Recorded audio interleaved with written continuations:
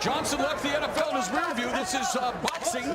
Chad looks like he's fighting on a Waffle House parking lot right now. Whoa, he's not playing. This is like White Castle 4 a.m. vibes. Like, yo, trying to you can show off some of that footwork again. Trying to show off some of that footwork again. Doctor used to well, piece up quarterbacks in the National Football League, and here just methodically trying to figure out Maxwell. Amateur dollar, you said what's up? Showing the body confidence. I need him to boss up. Yeah, pound in your chest, do something. Smile. Amateur dollar. Oh, okay. All right, let's hug. I love you, man. I used to love you. No hugging it out, even in an exhibition, as Johnson making it a little more chippy. This is just turning to MMA. Oh, nah, Chad is mad now. Chad is tight. He looks like he's down 5-0 in FIFA. Ooh. Calls himself the FIFA king. Yes. Not against our guy Victor. Okay. Maxwell trying to find a way to close the distance, but he has been touched by Chad Johnson through 2 rounds. We are halfway through, and now Maxwell mocking Chad Johnson. Okay. Bring it. Bring that energy for round 3. Wait. Water. The water. Vahan said hashtag. He wants to box and stay on the outside. Get on the fucking inside. Keep this shit up and stick him. Stick him in the damn shoulder. Stick him in the shoulder and throw the 2 over top. Yes, sir. Just like worked on. Stick him. You got to stick him. Stick him in the body. Stick him up top. Throw the 2. Then the hook. All right? You got it. I threw the overhand. It looked like it landed. That's all right. But listen, get close. Outside. One more time. He's getting a little tired now. I want you to get a little bit close. Yes, sir. Get on the inside. Don't box him on the outside. Don't box him on the outside. One more time. Chad, keep your head It's in your the game, fight. We got to stop him. Take him in deep water. Let's go. Yeah, he said bring it here. He's like, I don't care if you was a 99 and Madden 98. I'm gonna knock your block off. Yeah, Chad looked like he's going for the knockout this round. Yeah, he's upset. He's upset.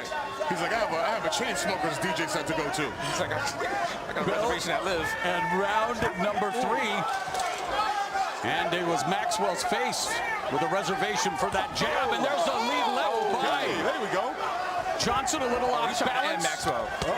Maxwell leading with his head, just swinging wildly. Oh my God. Yeah, this is Some biting.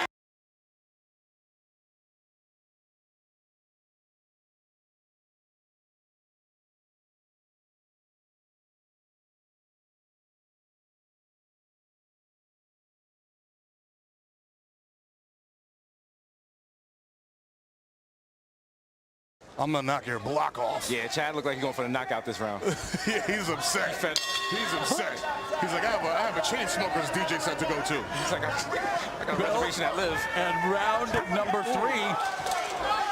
And it was Maxwell's face with a reservation for that jab, and there's a lead left by. There we go. Johnson a little off balance. Maxwell. Maxwell leading with his head, just swinging wildly. Oh my God. Yeah, this is Some biting.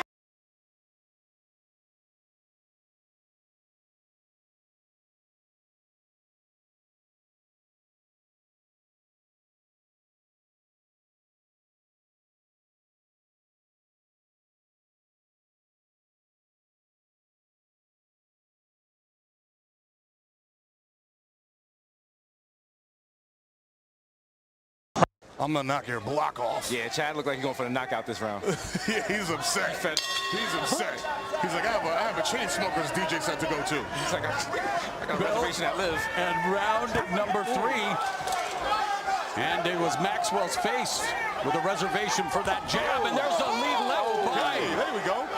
Johnson a little off balance. Maxwell. Maxwell leading with his head, just swinging wildly. Oh my God. Yeah, this is Some biting.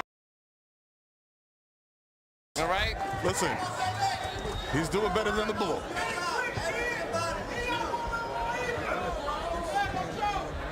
Quick jab. That jab is beautiful. Get that quick jab. You get it out of there. Let's go home, baby. Get him out of here. Quick jab. Trust your speed, Chad. Trust your speed. Footwork. We work on that. Use it now. Every time you Guys, throw give that it a jab, quick you hit second, him. guys. Give it a quick second. Just double, triple up with that and finish with a cross. Breathe.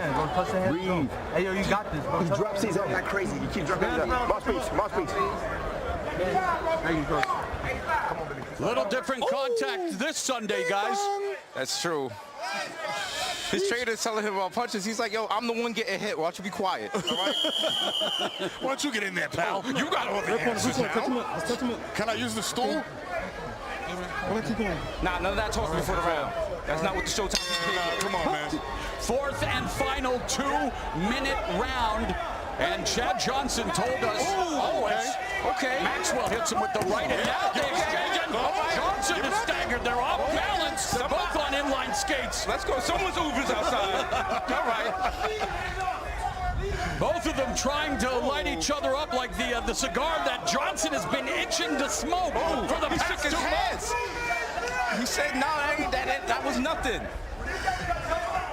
Okay, I think Chad has some right here.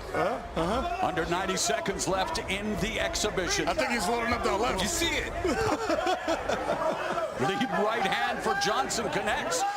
Maxwell not throwing any punches. That one was blocked by Johnson. Did he say I'm not going to punch you this round? Come on, my man. Oh, there's a left hand that lands for Johnson. Oh, and a little pose X. Y'all, you can't congratulate someone after the flex. Come on, man. Come on.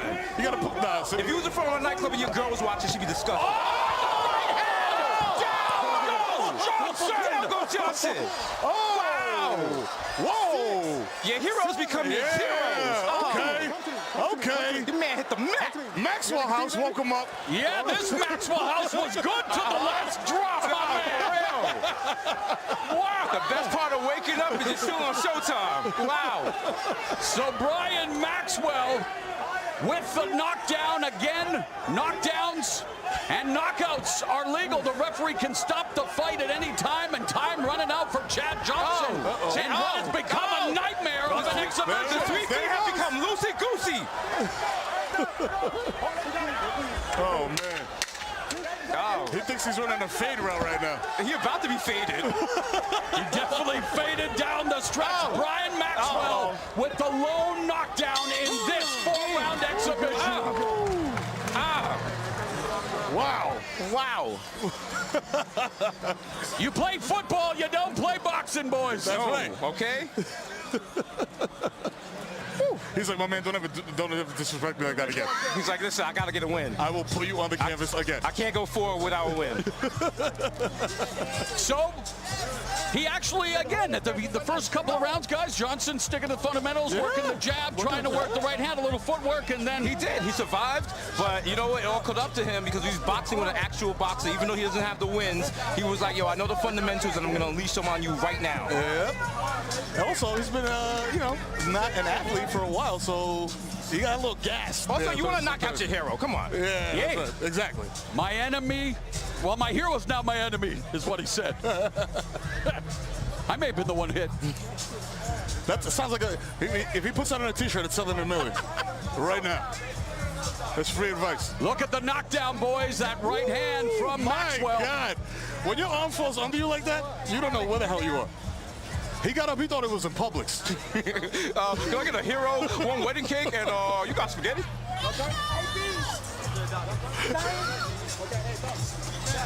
Look at that. Yeah, he ate that one, and he was like, oh, you know what? It was this one right I got here. one for He you. was like, Yes, sir. He was like, I got to cancel my Apple Music. Whoa. Yo. Whoa, let me use my the entire arm to brace myself. Oh, man. Well, Mr. Red Rims was seeing red after getting hit a few times by Chad Johnson, and then he is the one who, well, sent Johnson to the canvas. One more look, boys. Here we go. Bow. Ooh, take his breath away. Listen. He might think it's Tuesday. Got hit with the Berlin. The referee's like, all right, my man, that's enough. So, Our exhibition bout is in the books. Look at the numbers. How do you interpret these numbers, Jesus and Mero? Okay. Zero The point jabs. was a knockdown, but Zero I mean, jabs. Maxwell, listen, he wasn't playing around with jabs. He was like, I came here to do work. I'm going to finish this guy off. I'm knocking out my hero, and I'm not leaving here with 4 L's. That's it. I'm bringing this guy's head on a platter. Back to the Best Western. Well, there is no official result, so there will be no winners. But for Brian Maxwell, a moral victory. Not only just getting in. Well, let's see if we can listen.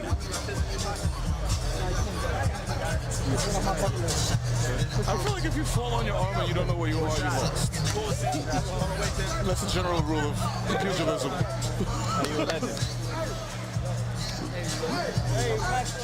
Let's go up to Jimmy Lennon Jr.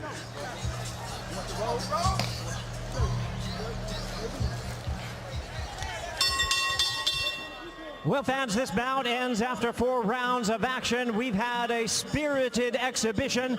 How about a hand for both of these fighters, Brian Maxwell and Chad Ocho Cinco Johnson.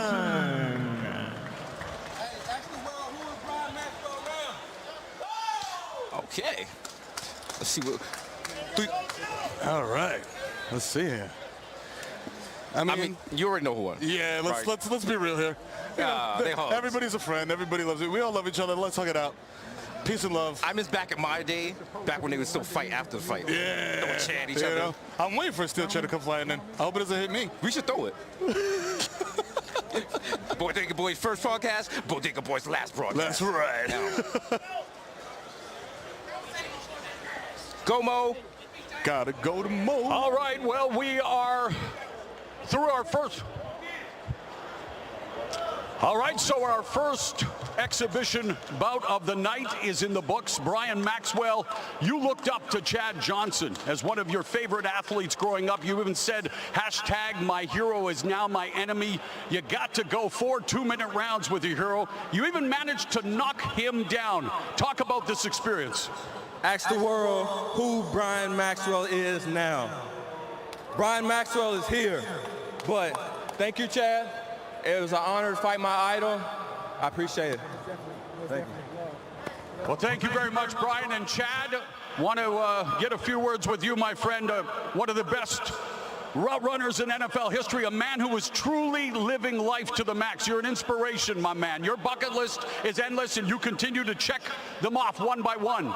Talk about your experience and what went down to this ring tonight. I mean, I had fun. I had 2 months to get ready for this. For one, I want to thank God for keeping me safe out here.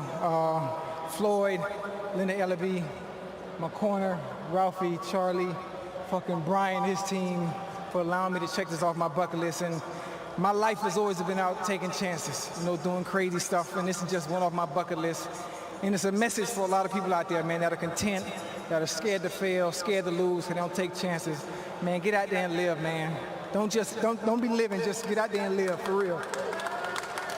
Don't be scared to fail, it's okay.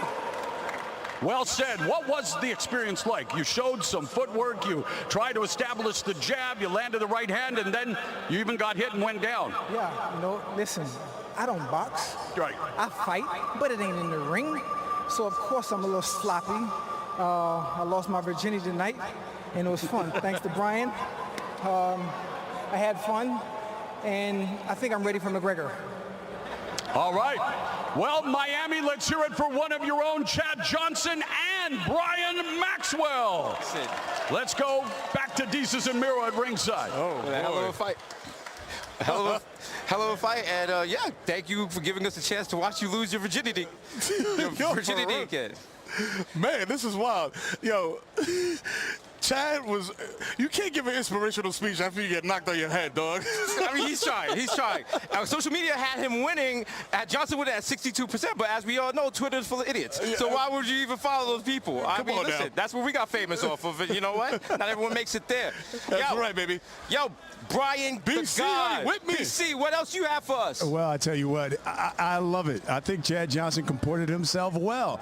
I would like to see him do a little bit more body work. And one thing I think he will probably, when he looks back at the tape, He's going to hold the phone when he throws that punch. He will find out in boxing you don't hook with a hooker. And when you do that, make sure you have that other hand up. He didn't, and that's probably why he went down in that 4th round. But I tell you what, we got the opportunity to capture some great audio in the corner during this fight, and we call it Trainer Tracks. He nervous. He nervous. You got him. You got this dude, man. Easy work. Easy work. You ain't got that kind of speed. Work that jab to the center mass. Attack the weapons. Attack the weapons. Drop his guard. Finish him up. Ain't no damn fighter. Listen, don't box with him. Make it uncomfortable for him. Keep it tight. In here, keep it tight. All right, stick the jab, stick the body. Just pump that jab, baby. You got that jab, you get the timing off. Okay, everything with the jab. Now he's getting a little tired now. I want you to get a little bit closer. Yes, sir. Get on the inside. Don't box him on the outside. Don't box him on the outside. Every time you throw that jab, you hit him with it.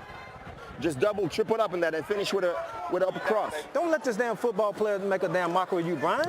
Get in closer, stick the fucking jab. It's the last damn round. Let's work. Make it uncomfortable for him. Come forward right now. There you go. There you go. There you go. That's it. Told you I was dropping. I'm going to go for the drop in the 4th. You got it. Good, man. Good? How you feeling? Yeah, baby. Good. You got the whole experience in one night. Let's go. Tell you what, we are just underway here at Hard Rock Stadium in Miami. Chad Johnson started the show. Now we move on to our first professional fight. Jarrett Hurd squaring off with Luis Arias, a former unified champ. At 154 pounds, swift Jarrett Hurd makes his return to the ring after 17 months away. Hurd fighting tonight at 160 because he says at one point last year he was over 210 pounds, 217 to be exact. Jarrett says there were many things that caused him to gain weight. The pandemic prevented him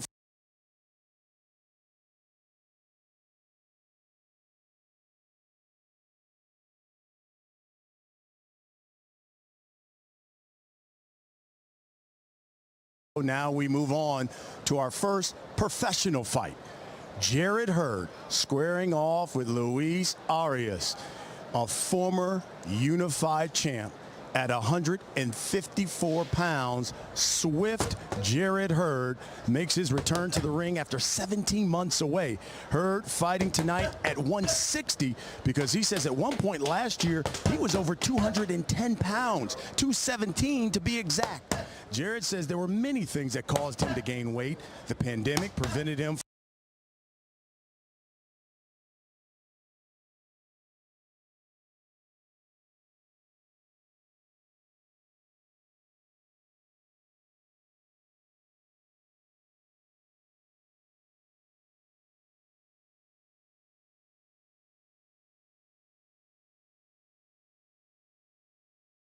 Now we move on to our first professional fight. Jarrett Hurd squaring off with Luis Arias, a former unified champ. At 154 pounds, swift Jarrett Hurd makes his return to the ring after 17 months away. Hurd fighting tonight at 160 because he says at one point last year he was over 210 pounds, 217 to be exact. Jarrett says there were many things that caused him to gain weight. The pandemic prevented him.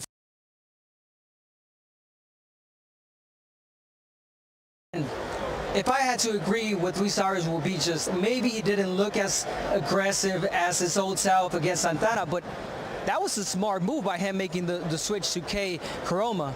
I think now he wants to be a defensive fighter. He says he doesn't like to get hit, trying to prolong his career a little bit more. That's smart. And now you got more added to your arsenal.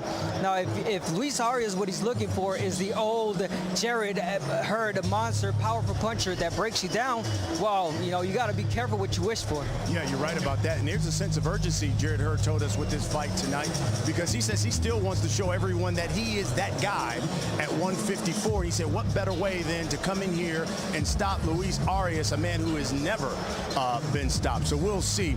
Hall of Famer, let's talk about Badou Jack because he's certainly disappointed he didn't get his rematch with John Pascal. Instead, he's got the late replacement in Dervin Kalina. But Badou seems to be a guy that continues to have these bad luck decisions inside the ring and outside as well. That's true. You know, for all the success that Badou Jack has had in boxing, it is considerable. He's a champion in 2 weight divisions. He has had setbacks, especially with a couple of very suspect scorecards that he's received, more than a couple. One of them being in his last fight against Pascal, when he lost a very controversial split decision. You know, he's been waiting 18 months to try and avenge that loss, and then that evaporated when Pascal tested positive for performance-enhancing drugs. So it's been a difficult journey for Badou Jack. Now, the one thing he doesn't want to do is compound it by underperforming tonight against Kalina, who came in here as a last-minute replacement. Now, Kalina is 15-0 against competition that certainly isn't up to the level of Badou Jack, but he's a South American fighter who at age 33 took this chance because he feels like maybe at that age he's not going to get another opportunity to try and get into boxing center stage. He's hoping that'll happen here tonight. Yeah, you're right about that. Badou Jack said he had a lot of frustration and anger with John Pascal, mad that he doesn't get the rematch, but says he's going to take it out on Kalina. We'll find out. Hall of Famers, appreciate it. Abner, thank you very much. Coming up next, former unified super welterweight champion Swift Jared Hurd back in action, taking on the veteran Luis Arias. And then later tonight, the main event, Floyd Money Mayweather returns to the spotlight. Grudge match showdown with social media sensation Logan Paul. And as we get set for our next fight, let's check out the tale of the bet for Hurd versus Arias. Download the DraftKings Sportsbook app to play for free for your share of $50,000. Use code GLOVES when you sign up. We are just about ready for our next fight. Our coverage continues right after this message. Tonight's fight pits one of the greatest boxers of all time versus that guy from YouTube. DraftKings wants you to enter the ring for cash with a free shot at $50,000 during tonight's fight between Mayweather and Paul. To join the action, just download any of our apps, sign up with the promo code, and enter the DraftKings free-to-play pool. Just answer questions like, will they touch gloves before the match? And how long the fight will last. Download any DraftKings app now, enter the promo code, play free for $50K, and make it rain. From Hard Rock Stadium, Miami, Florida, set for our first of 2 sanctioned bouts on tonight's pay-per-view. 10 rounds in the middleweight division. Former unified junior middleweight champ Jared Hurd tangling with Luis Arias, who hopes to celebrate his 31st birthday 6 days early.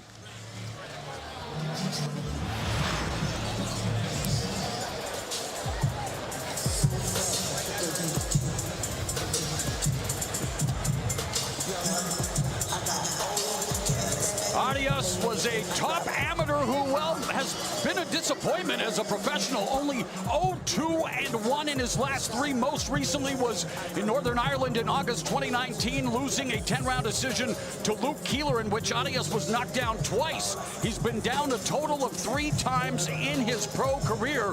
Fought his first 10 fights with Mayweather Promotions, then was released, and now he's back with the Money team and working in his corner for the first time tonight. His new trainer, Ismael Salas. Exactly, guys, and it only takes a good game plan and a good game plan from an experienced trainer like Ismael Salas.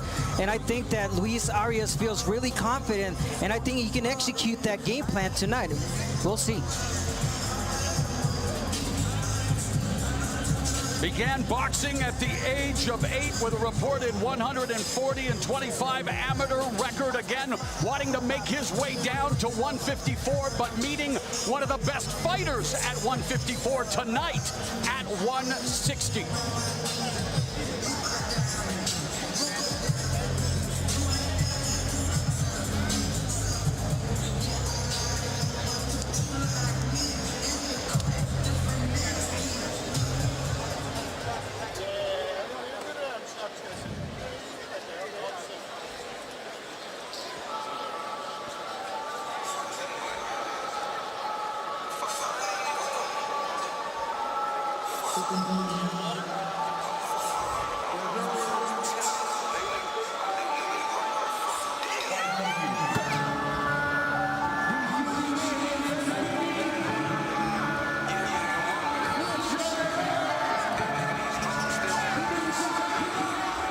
is with a heavy heart that Jarrett Hurd is making the long walk to the ring here at Hard Rock Stadium. He lost his father, Fred Hurd Sr., at the age of 63 on March 11. His father instrumental in getting him to love boxing. Not only just start boxing, but at first Hurd wasn't into the sweet science, Al. It was his dad who said, you can do this. And boy, he went on to become a unified 154-pound champion, bounced back from the loss to J. Rock Williams, and tonight a pit stop at 160 on his way back to 154. Yeah, you know, it's interesting. He was, of course, the former 154-pound champ, as you pointed out, who wants ultimately to be the 154-pound champion again, but because of the issues with his father and not really being able to get back down to that weight so easily, he said, you know what, let's make this a 160-pound fight. I'll get this out of the way, then I'll move down to 154, where he is hoping that he can fight again for the 154-pound title. He said, you know, his dad used to be on him to make sure he ate right, trained right. He said, and I think of him now, and his voice is still telling me that. He has been able to come back from adversity with dramatic flair, looking to put a show on tonight here in the open air. He wants to be all over Arias like the humidity is all over us.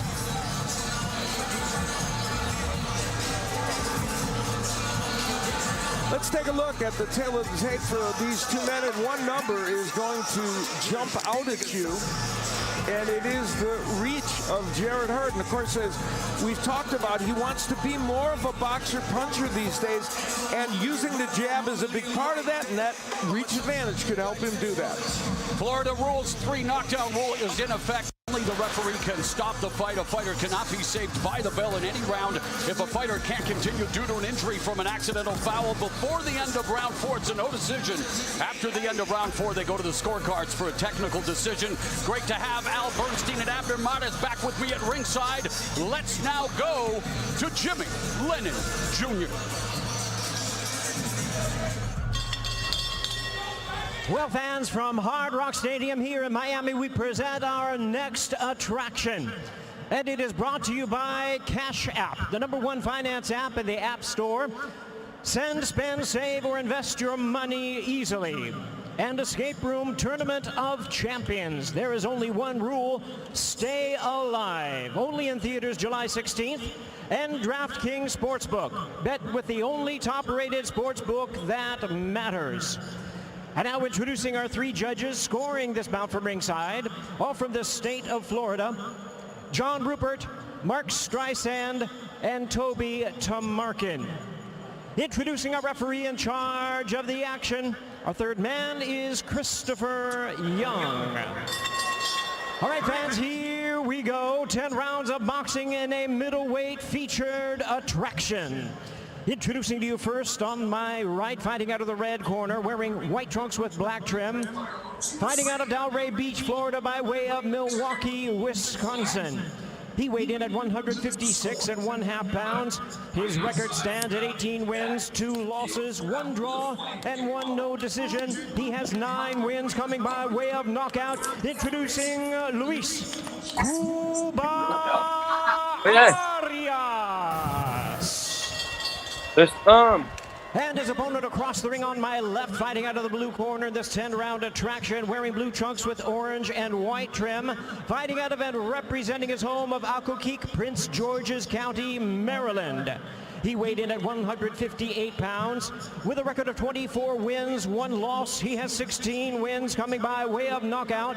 Currently ranked the WBA and WBO #3 contender at 154 pounds. Ladies and gentlemen, here is the former unified champion of the world, introducing Swift Jarrett Hurd. Free in charge, now give instructions, Christopher Young.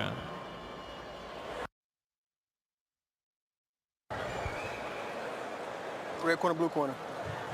Okay, Jim, you already see instructions in the dressing room.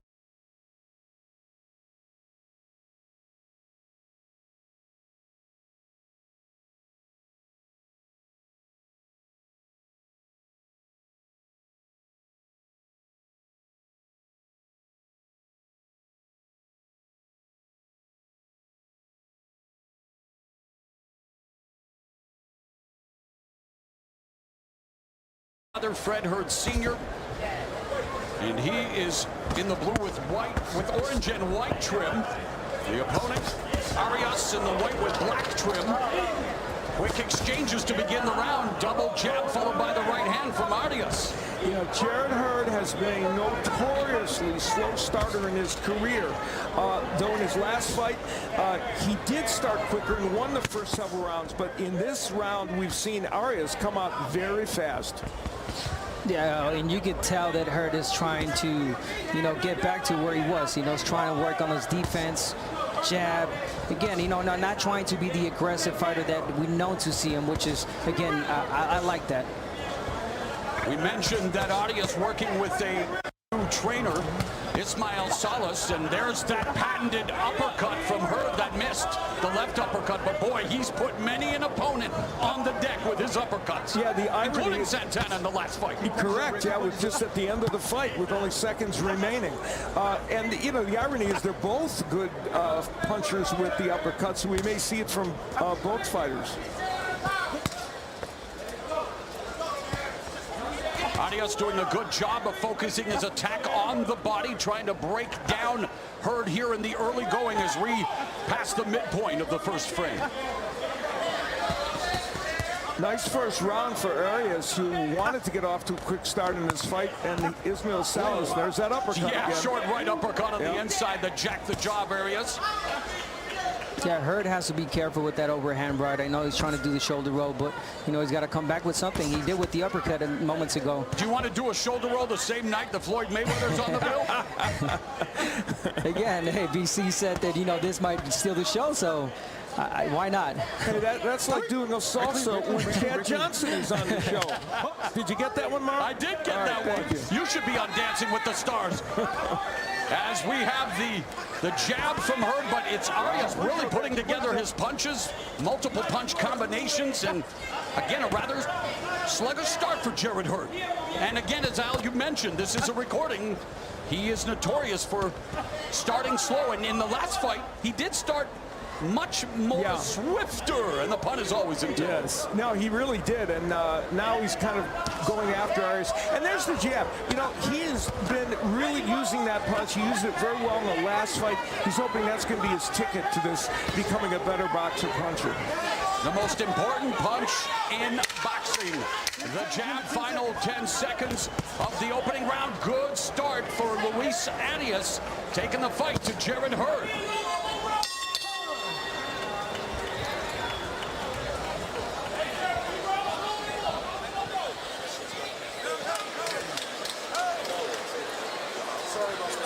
Let's take a look at what these men need to do to win here tonight. For Hurd, the jab is an important part of his new dedication he has to being a boxer. His uppercut, we've talked about it, can be a fight changer. And even his last fight, a dominant win, he threw some wide punches. They will be countered by Arias. Can't do that tonight. And for Arias, he's an excellent body puncher that's often open against Hurd. And his overhand right, we saw it in the first round, is a good punch, and Hurd's susceptible to it. And on occasion, against top opposition, he will rush things a little bit. He wants to keep his composure. And yes, we're singing in the rain. Well, we just lost B.J. Thomas, and raindrops are indeed falling on our head here in Miami. Give it 5 minutes. The weather should change. As fortunes hope to change for Jarrett Hurd here in round number 2. Ooh, interesting. A slip by Arias. So the wind blowing some of the rain to the mat, even though clearly the mat's covered. You wanted spectacle, you're getting spectacle.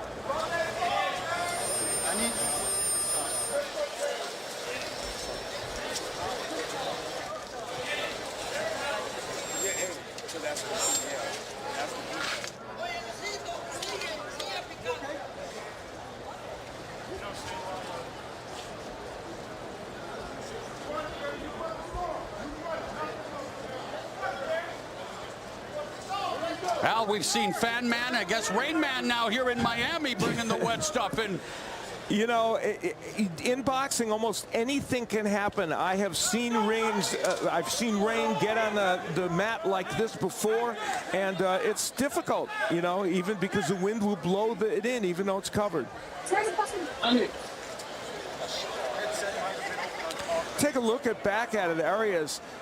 He's going to move forward, and oh goodness, and of course on the low guard, that's more likely to happen, and he kind of slid right off. I guess the S is really for slippery then.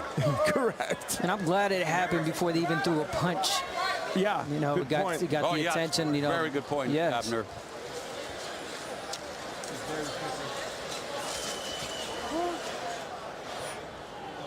Why should we be surprised? No. Anything can happen in a Mayweather fight. On a night like tonight. To replace the top of the ring, not for wetness, but for other things. So, you know, anything can and does happen in a on boxing any match. given Sunday. Correct. You know my mama raised me right. You ready? Okay.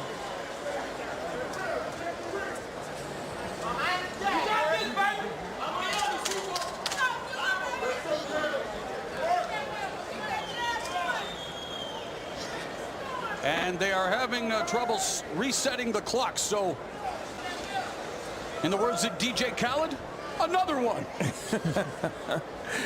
Yeah, there's something in the air here this evening, and as soon as they get that little matter worked out, we're only seconds into the round, thankfully. Boxing gods may be telling us all something here tonight. Stay tuned. The fight resumes, and Arias continues his assault on Hurd, and you have to be impressed with not only the level of aggression, Abner, but his punch placement and the ability to land shots like that. Yes, Luisaitis, that's exactly what Luisaitis has to do in order to get a win, actually. You know, he's got to put the pressure. You know, he's sloppy at times. We talked about the uppercut. He opens up a lot for the uppercut, so that's the only thing he needs to work on. You know, Arias, he actually told us that he thinks his inside game is better than Hurd's. And he's he's showing it. Oh, yes. Yeah, well, absolutely. Arias unloading on Jared Hurd. Hurd with the jab, the counter right hand by Arias. But then again, it only takes one punch. Right. You know, Hurd is a powerful fighter. Exactly right. And you know, Arias has sparred with Floyd Mayweather, showcasing that pull counter right hand that Mayweather made famous against Hurd here tonight. Oh, another right. And Hurd, I'm sorry, Hurd is not being, you know, the volley punches that we used to see him, but his punches are, you know, hurting Arias, especially to the body. Wow. You know, Arias is caught. This is the Jared Hurd, though, that we saw for a long time, who would get whacked around in the early rounds, always seemed to come back to win, except against J-Rock. But it's not the Hurd he wanted to show us. Right hand and another right hand for Jared Hurd, and yet Arias continuing to go to the body with the left. Now Hurd on the inside and a counter right and a right by Hurd. This is a great match. Fantastic round two, and another overhand right connects for Arias. There it is. We're seeing the old Hurd back. Yeah. I told you guys, if Arias, if that's what he wanted to wake up the old Arias. Oh, he's getting in for some trouble. Arias continues to land the flush shots to Hurd's head, and Hurd just landed a chopping right. Body work in the inside is hurting him. Yeah, that cut is bothering Arias, too.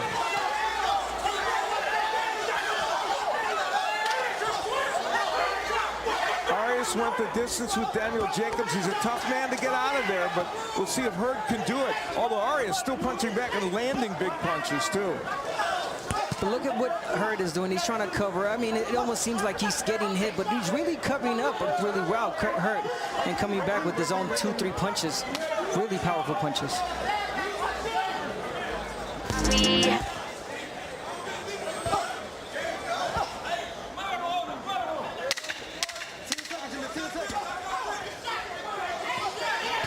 Oh, left hand that landed for Arias, a right hand and clipped Hurd again at the end of the round. Oh, man.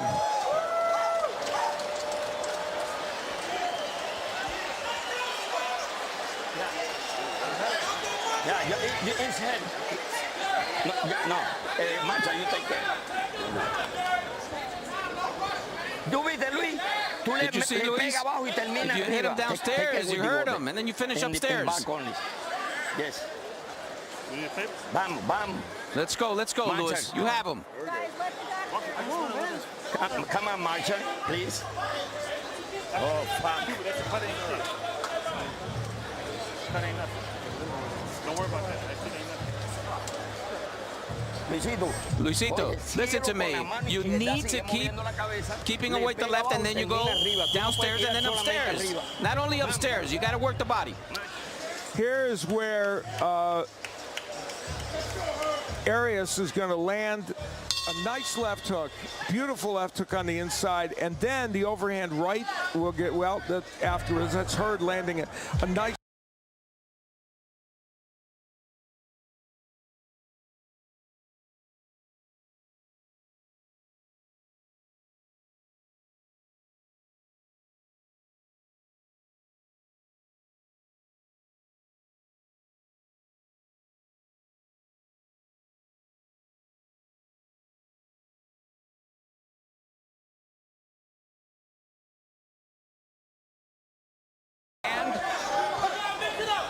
Blitz the guard with the jab.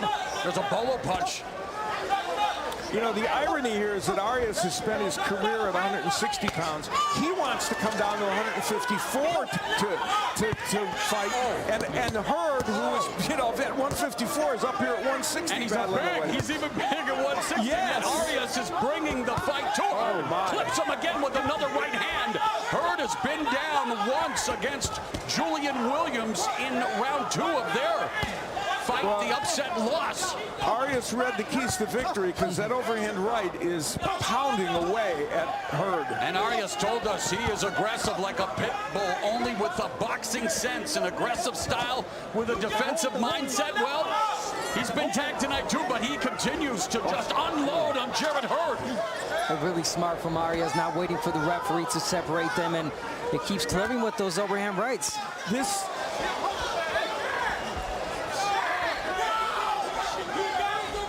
That's what you got to do. You got to make it a messy fight, uncomfortable fight for Hurd. Well, he is making Hurd look like the Hurd that we saw before. Always Jarrett Hurd was able to come back from these kind of difficult early rounds and win, but it's not what he wanted to do here tonight. And Hurd, you know, in fights of the year with Lara and others, but he didn't want it like this. Couple of right hands, and Arias continues to land the right hand against Jarrett Hurd, and the right uppercut on the inside. They've clashed heads. We've got blood on the face of Arias. Hurd's got to keep that left hand up, man. He's been hit with that many times. And hit again, backing up from the assault of Luis Arias. Arias, a fantastic amateur. He's got good technique. He just hasn't put it all together on the major stage. He might be doing it tonight. Right. You really don't need technique tonight. I think just being aggressive like he is right now, sloppy at times. Blood now around the corner of the left eye of Jarrett Hurd. Sorry, Al, to interrupt, but both now bleeding. And that was from a clash of heads, I believe. Good body punch a moment will go by Hurd. Both men are good body punchers as well, but they're landing so much to the head. Oh, Arias throwing himself off balance, winding up with the right hand, shoe shining the body at the end of round 3.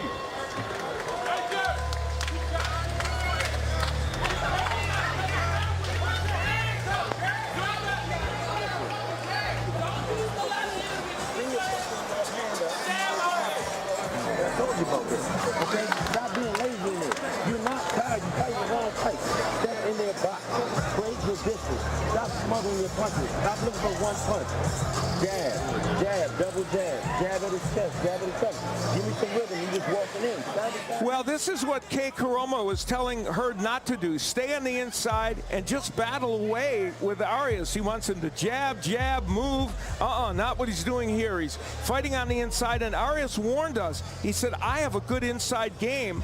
I think I'm better than Hurd. Remember I said earlier, both men have good uppercuts? Look at the uppercut, Abner, that was landed there by Arias. By Arias, exactly. And we talked about it. You said, I even said that Arias, if anyone had the advantage was Hurd, but at this point, Arias does. We expected a high contact fight. We are getting it. This is round 4, scheduled for 10 at middleweight. Hurd larger, stronger, more technically sound, but Arias more aggressive and definitely bringing the fight to Hurd, who has always told us boxer puncher, loves to counter punch, and of course loves to deliver the right uppercut especially. And now beginning to try to box a little more. Yeah, Jarrett Hurd threw 35 jabs per round in his last fight against Francisco Santana.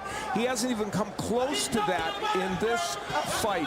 72 overall over 3 rounds. So that's why Jake Rome was telling him, you've got to start using that punch.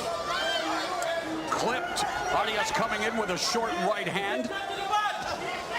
Arias now along the ropes, maybe setting a trap, trying to bait Hurd to come in. Now that's exactly how you walk down a fighter, with the jab. I mean, he's not cutting off the ring, but he's doing damage with the jab. He's got Arias thinking. Arias explodes forward with another combination. Been throwing a lot of punches, exerting a lot of energy here.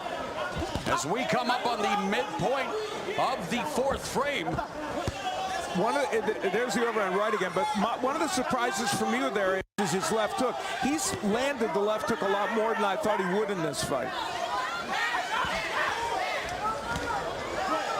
Just past the midway point of the 4th. And there's a right hand again that connects, knocking Hurd momentarily off balance. We talked about the shoulder roll that Hurd's doing. I don't think it fits everyone, you know. It doesn't appear to be fitting Jarrett Hurd. I mean, he's trying that a lot, but he's getting hit. Oh, and he is again hit with that right hand. I mean, the right hand has been there all night for Arias, and as I say it, he lands. And there's a short right uppercut on the inside by Hurd, but it's that right hand from distance repeatedly connecting on the face of Jarrett Hurd by Luis Arias. And Arias just mugging Jarrett Hurd on the inside. And good for Christopher Young, letting them fight on the inside. Yes, great point. Lead right hand, counter right from Hurd. Under 30 seconds left in the round. We talked about a great game plan. If Ismael Salas, if this is your game plan, it's working now, being aggressive. Finding his range, working that mid-range and in close now along the ropes, avoiding the Hurd attack. Another solid round for Luis Arias here in round number 4 from Hard Rock Stadium in Miami.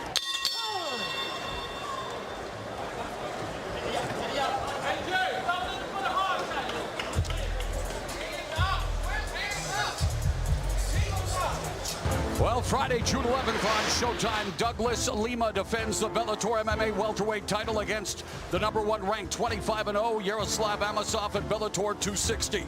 It is a Houston homecoming when middleweight boxing belt holder Jamal Charlo defends the belt against knockout artist Juan Macias Montiel.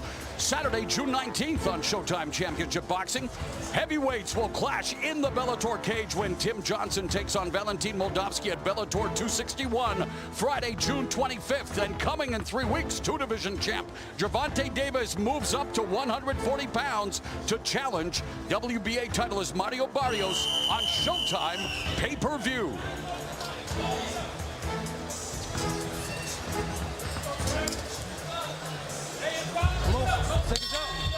So 2 fighters who feel their real business will be at 154, meeting in this middleweight attraction, and a good start for Luis Arias, who again turns 31 on Saturday as he is facing the former unified 154-pound champion Jarrett Hurd, and his first fight since losing his father.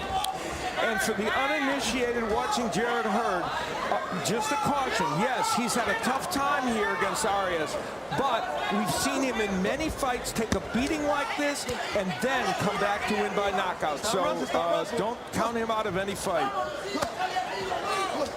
And he teases you, Abner, with that short right uppercut on the inside, but not really diverging the speed, kind of delivering all the punches at the same tempo. Yeah, smothering his punch a little bit from Hurd. I think that he's got to use that range. He's got to get back on that jab. And if he's going to be working in the inside, okay, go for the body.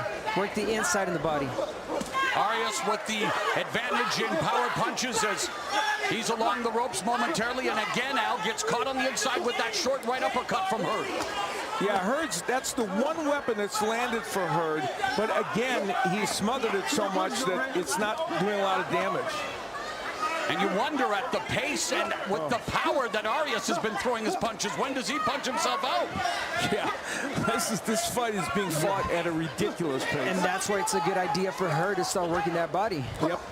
Break him down. Again, the right hand and then a left upstairs by Arias as he steps back and now just leaning into Hurd along the ropes, and Hurd, the bigger man, allowing him to do so.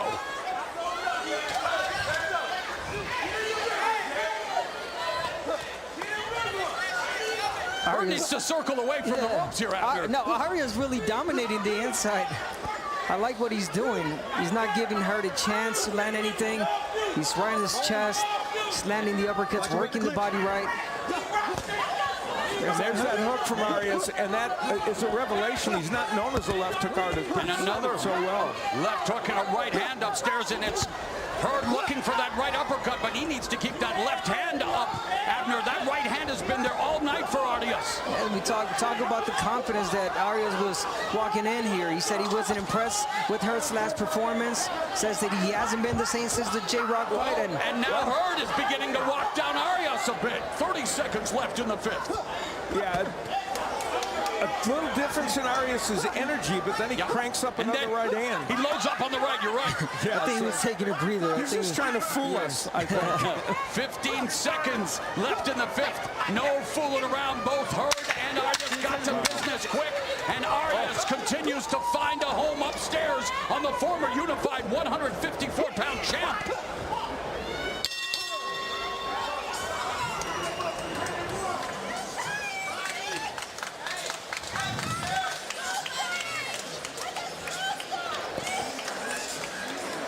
And guys, the weather outside, not so frightful anymore.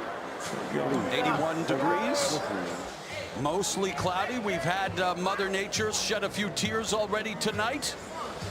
And that humidity, God bless the Sunshine State. I'll take Santa Monica, California any day, thank you. All right, and as we go to this replay, brought to you by the Florida Chamber of Commerce on your behalf. Here is Hurd getting Arias against the ropes, and this is when he really pushed him there and did work the body very effectively. Again, they're urging him to do that, but he hasn't done it on a consistent basis. Now, Amaro, as you pointed out, there was a little difference in that last round. Arias' energy went down a little bit. You go here. And we begin the second half of this 10-round middleweight fight. Listen, both y'all gotta keep your punches up, okay? All right? We gotta keep your punches up. Time in, box. Referee appreciates the body work, just wants them to keep their punches above the belt line. And you know, Hurd trained at the Olympic Training Center for this fight with Kate Karoma and Terrence Crawford was there, Shakur Stevenson, Kenneth Sims, a lot of fighters that he kind of got to made work of with. riches there. Yeah, exactly, got to work with them, but I'll tell you what, while he was doing all that work, he didn't think this fight was going to go this way, a battle in the trenches the whole time. Oh, wow. There's some ice in the ring. Of course there is. What the? Let's bring in our unofficial scorer, Mr. Steve Farhood, the Hall of Famer. Mo, very interesting. I think for 4 rounds, there was no doubt who won the first 4 rounds. Clearly, Cuba Arias, with those overhand rights, he just couldn't miss. Subtle change in the 5th. I think that was the closest round, but I gave it to Hurd. Still, Arias ahead. Can he keep it up is the question. He just missed with that sweeping left hook as Hurd was able to duck underneath, and now Hurd unable to, again, you see for yourself, right, guys, a much bigger guy in there, and yet he's the one that's been bullied for the most part by Arias. If you want to take a round off, if you're Arias, do exactly what you're doing right now. Right. Move backwards. Hurts is going to come for you. You hit him with 2-3 body shots, and you're taking the round. And he just hit him with 2, and there's a right uppercut, left hook upstairs by Arias. Oh, there's again that short right uppercut on the inside by Hurd that's just reminding Arias. Be careful. Great defense by Arias. Yeah, he slipped 2 or 3 of those punches there. And see, that's what Hurd seems to be doing. He's got to be moving, bobbing and weaving, not trying to cover with the shoulder. Again, you know, it's not for everyone. Again, that right hand over the top by Arias. And goes to the body, misses with the sweeping right and the left. But again, Hurd settling in on the ropes. And again, gets clipped with the right hand. Yeah, Arias going to work. Arias doing a great job throughout the fight. And yet got momentarily stopped there by the jab of Hurd, but it's not being utilized enough. Under a minute left in the 6th. Nice right by Hurd. That may have stunned him. And another right hand hurts Arias. Arias, the veteran, trying to hold down, as you're right, Al. He's been stunned and hurt. And Jarrett Hurd again. We've talked about him overcoming adversity, coming back with dramatic flair, but Luis Arias now fighting back, and it is a shootout in the 6th.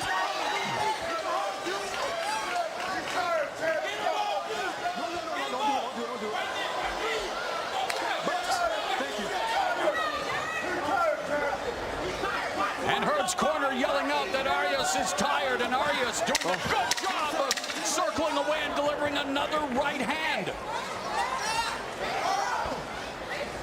Fun fight through 6.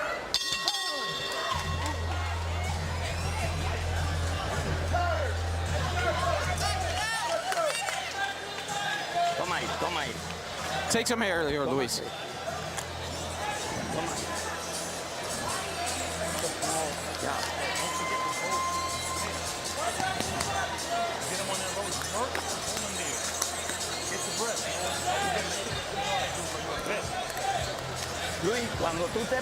When you're close with him, try the upper up and close it with that nice right hand. Come on, this is your fight. Let's go. You're hearing me? Are you hearing me? This is yours. Let's go. Well, while Israel Salas is calling for the uppercut from his fighter, it's the signature punch for Jarrett Hurd, and you'll see it here. Beautiful shot. And we've seen that do damage to so many fighters in what has been a stirring fight. And it is the start of what we hope will be a stirring 7th round between Luis Arias and Jarrett Hurd. And again, Arias coming out of the corner with combinations, and now Hurd trying to bludgeon him with a jab, and instead it's Arias tripling up with his own jab, Abner. Yeah, really close round, that last round, and now we're seeing exactly why, because Hurd comes with his punches, and it seems like Arias responds with the same thing. And now Al Hurd at a better distance, at the right range here, the more comfortable range for him. And using the jab, not doubling up with the punch. But again, then he languishes on the ropes, and that's where he doesn't want to be. So yeah, this is the space in the center of the ring for him. Our unofficial score, Steve Farhood, has this one tightening up as the fight progresses. And again, Hurd on the ropes. Arias trying to crash into his face with the right hand, and now they're at very close quarters. And again, it's Arias who's able to still land the right hand when they're clinching, and a lead right uppercut for Arias. That's what Salas called for. You know, he sparred with Floyd Mayweather a little bit, for Demetrius Andrade, Erickson Lubin, Louis Joe Saunders. So Arias got a lot of big name sparring in himself. Iron sharpens iron. You can tell, you can see the experience. I like how he sets up that overhand right. He keeps you busy in the body, entertained there, and boom, next thing you know, that overhand right. No. Low blow, low blow. We got a low blow, it seems. Slow blow. Low blow. Referee warned My him. time, okay? My time.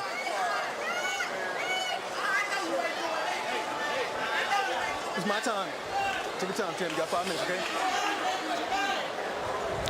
Arias can get up to 5 minutes if he chooses.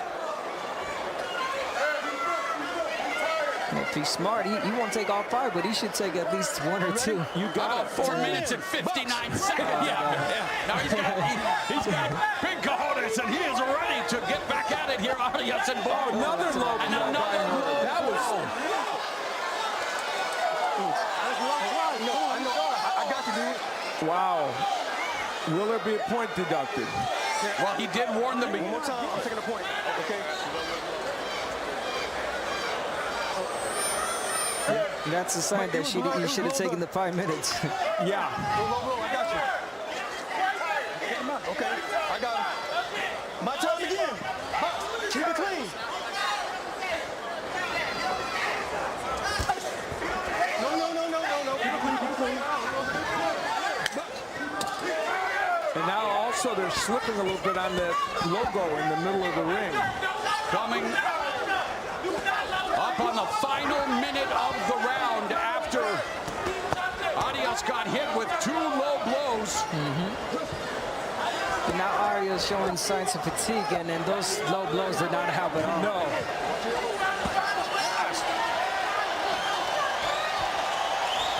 And Arias now unloading on Hurd.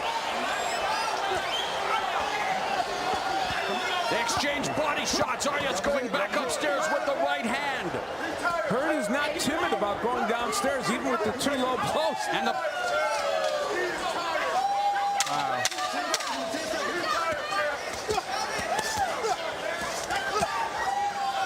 this is some match. He's tired, Chad. He's tired.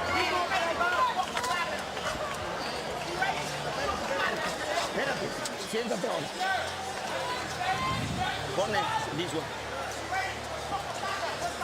Thank you.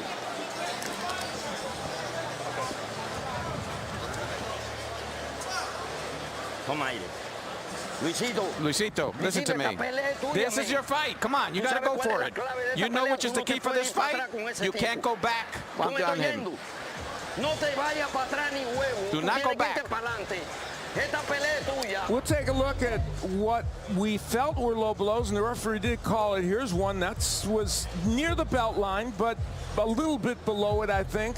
Hurd not convinced it was below the belt. That was a close call. And then another left hook by, and that one also below the belt. I think there's no question that second one was below the belt. Keep it clean, Jimmy. Come on now.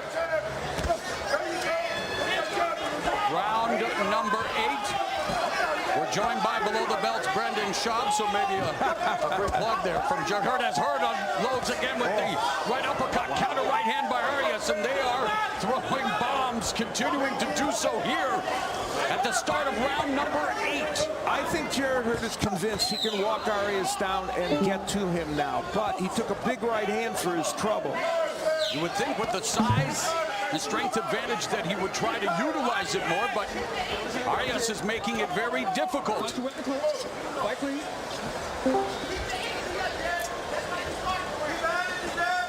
And Arias loading up again with that right hand. Abner, talk about the delivery system of that right and the way he continues to find a home for it. Again, it's the way he sets it up. You know, he keeps you entertained with the body, with the chest. He keeps, there it is, you know, he keeps you there, and then next thing you know, throws the overhand right. Great powerful punch from Arias, doing damage, and at least, you know, getting the judge's attention. Well, Hurd attempting to weather the storm of strikes by Arias. We're all attempting to weather the storm here in the Sunshine State, as it is raining again here. In the 8th round, Arias has Hurd along the ropes. Uppercut on the inside by Hurd, but an overhand right by Arias. So that's been the story of this fight. Oh, and again, just launches the right repeatedly, does Luis Arias.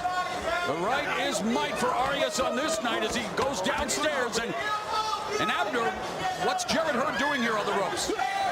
Exactly, that's my question. He's trying to make adjustments. He's trying to push him off and then sneak that uppercut. There and it he is. just did it on cue. Yeah, he's trying to do that, but I mean, if you're only trying to sneak an uppercut, why not get the range and land more than just an uppercut? Under a minute left in the 8th. Now it's Arias on the ropes, mid-range, and Hurd pushing his punches there out. Yeah, and good job of slipping by Arias as well. I mean, this has been a rough battle on the inside. And there's another right hand and a right from Hurd as well. There's that short right uppercut on the inside for Hurd, trying to circle away, trying to maybe find some distance, but not backing up, allowing Arias. Oh, a beautiful combination.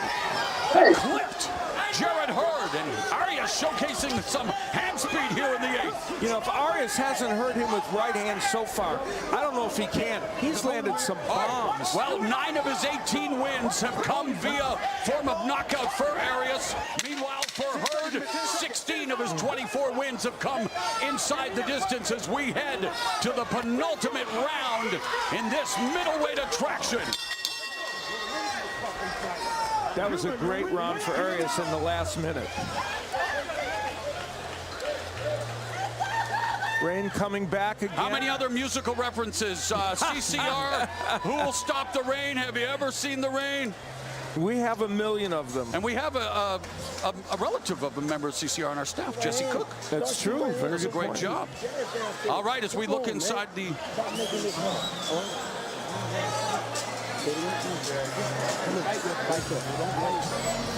Fight the smart fight. Let combinations go. Come on, behind the guard. Combination. Feint. Where's your feint at? Where's everybody moving? Come on. Feint. Up and down. Check stomach. Drop the right hand. Come on. Combination. Hey, good. Do me a favor. Keep your hands up. Again, a reminder, if you don't like the weather, give it about 5 minutes. It will change here in Miami, Florida. Jarrett Hurd hoping that his fortunes change in this fight. Time running out, round number 9, and by far the best effort of Luis Arias' career. Winless in his last 3, and unfortunately, the wet stuff continuing to cause chaos on the canvas. And Hurd is 3-0 in 10-round fights, and Arias is 2-1. So they both have plenty of experience in going that distance.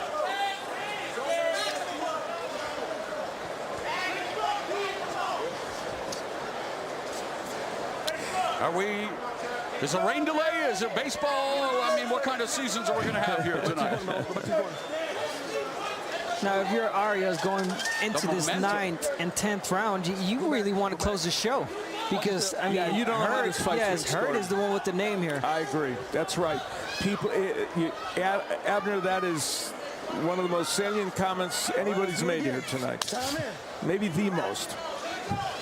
Thank you, Al. That was, oh my God. Oh, wow. Now, oh my, it's going to be called a knockdown.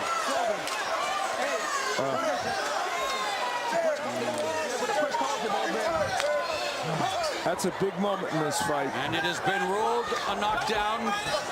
It will go in the books as the 4th knockdown of Luis Arias' career. Luis Arias unloading now the right hands. He may have stunned her with that right. Hurd up. Yeah, that was really unfortunate for Arias. That was a slip, no doubt. Instant replay, anyone. Under 2 minutes left here in the 9th. Right hand from Hurd, but he's in the corner. Short right uppercut again, but that's about it. Just those short shots, nothing sustained, nothing with a lot of power. And there, Arias from distance, delivering power blows to the body. But again, if he really had to close the show, now he really has to close the show. He is starting to separate himself on our unofficial scorer, Steve Farhood's scorecard. And Mother Nature may have just become his mortal enemy for what just transpired as he opens up again. And we emphasize that's unofficial, so we don't know how the judges are seeing it. I got you, baby. I got you. Get off his head, okay? Box. And again, if it wasn't for that knockdown, I think Arias is doing a really good job. I agree. Working under the tutelage of Ismael Salas for the first time. So far, so good. As we mentioned, by far the best performance of Luis Arias' career, looking to snap a 3-fight winless streak against one of the top fighters in the sport and a former unified 154-pound champion. Mouthpiece. All right. Here we go. Time is box. Mouthpiece replaced, right uppercut on the inside by Arias. And now just connected with all of the punches. Finally, Hurd missing that last one. Yeah, it's ironic. This is a round which Arias has done excellent work, but that knockdown, well, it might make it only a 10-9 round because of the good work he's doing.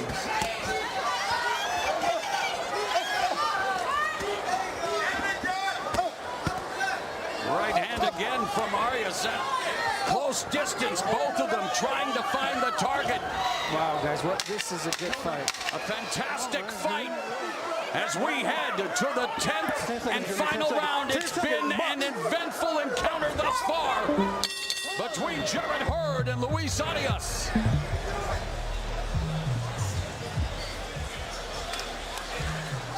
Well, a lot of drama played itself out in that last round. It started with this. Well, you see it. No question that was a slip. The punch simply didn't land. You know, and then later on, it was called a knockdown. And then later on in the round, the mouthpiece will come out of Arias's mouth while he was attacking Jarrett Hurd. That would ultimately be put back in. And then in the latter part of the round, he was able, although Hurd landed some nice shots on the inside, Arias was able to finish strong, working to both the body and the head. And both men doing good work on the inside, but Arias probably landed more in that round. But with the knockdown, no question, Hurd would win it.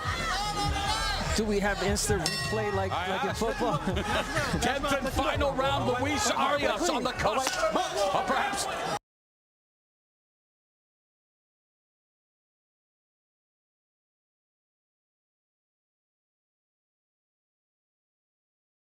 the biggest win. Well, it would be the biggest victory of his career, looking to bounce back from an 0-2-1 slide for Jarrett Hurd. Has a flair for the dramatics. What does he have left in the final 2 minutes and 40 seconds as Arias continues to bring the assault to Hurd? Hey guys, maybe we could see this fight again at the 154 pounds. That's also a very good point. And in a closed arena. Yes, right. You know, I think I see Arias' future at 154. He's smart. And look, there's slipping. Again, the elements wreaking havoc with a fight that's featured plenty of havoc. It is Luis Arias continuing to bring the ruckus to Jarrett Hurd. And left hook lands. And Hurd unable to mount a sustained comeback, a sustained counterattack. And Hurd landed scored a knockdown in his last fight in the last moments of the fight. Final 4 seconds. Yeah, does he have that in him tonight? I just want to say this is a really good fight for Arias. I don't care about the scorecards. Hurd definitely has a lot of work to do. Yep. You can't go in every fight getting punched like this. And that they wanted to do it like he did in his last fight and box a little better, and he's not. No. And Arias, though, leaving a lot of space down the middle with some of these strikes. There is a lane for the counterattack if Hurd finds it, guys. Oh, catapult right hand. Hurd takes it. Well, Jarrett Hurd has an unbelievable chance. Well, and Arias, again, not known exactly for his pop at 160, but still. Nice escape. Have you ever done that move ever? I have never done that. That's a good one. Oh, my. Wow. Wow. What a shot by Arias. Now Hurd's holding on. Giving Hurd a dose of his own medicine. Can we get an 8 count like in the amateurs? Wow. For the first time in this match, I think Jarrett Hurd has been stunned. And he's doing his best to hold on. And referee Christopher Young gets in there as he should, but Hurd's in trouble here. And Arias is allowing himself to smother his punches now. Under 30 seconds left in the fight. Can Jarrett Hurd mount a comeback here against a very determined, a very game, a very aggressive Luis Arias? Wow. A tremendous tilt in the middleweight division and the coming out party for Luis Arias.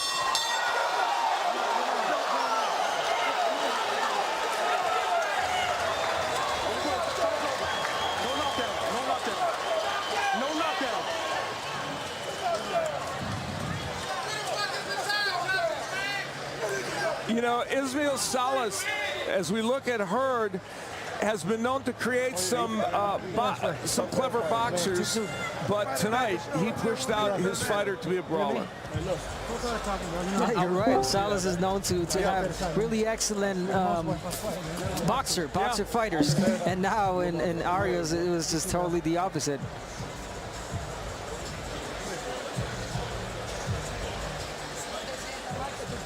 We don't know. Abner made the point in that in the waning moments of this fight. We don't know how the scoring's going to end, but this was not the kind of fight Jarrett Hurd wanted. It was the kind of fight Arias wanted. Yeah, win or lose, the best performance of Luis Arias' career by far. Yes. No doubt about it. Yeah.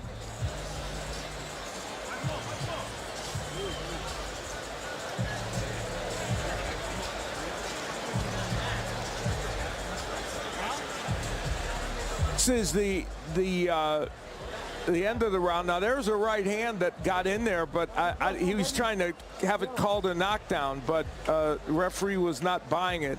There was a punch that snuck in there, so you can almost make a case for it. You know, the other one for sure wasn't a knockdown. This one might have been. So I guess it all evens out in the long run, right? What is life? Yeah.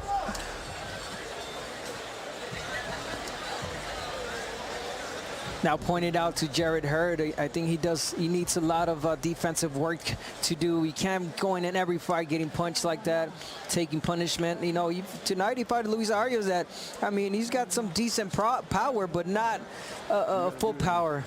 And you can't take those punches with bigger guys. On our last Showtime Championship Boxing, Brian Custer said Subriel Matias, a 140-pound fighter who's an all-offense fighter, looked like Jarrett Hurd. And Jarrett Hurd told us at the fighter meetings, when I looked at Matias, that was me in the old days. Yes. Well, guess what? It was him right now tonight, taking a lot of punishment to try and give punishment. That's not what Kay Koroma and him want to happen. That's a great point.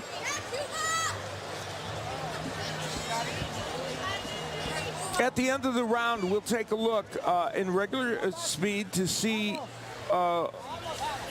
where that knockdown may or may not have come. He's working him on the ropes, and a right hand will come from Hurd. There it was. I heard a bell. Yeah, there was a bell there, so.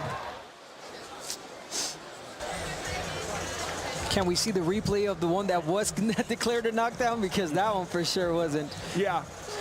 And look at the numbers. So, all right, you know, what we have here is Arias landing at 40% of his power punches, which is everything other than the jab. And so many of those were overhand rights. And Hurd throwing 152 jabs, but landing only at 20%. He wanted more of that. And the reason Arias doesn't have more jabs thrown and landed is he was fighting off the chest of Hurd. And, of course, a small edge for Arias in terms of what was landed, but, you know, we'll see.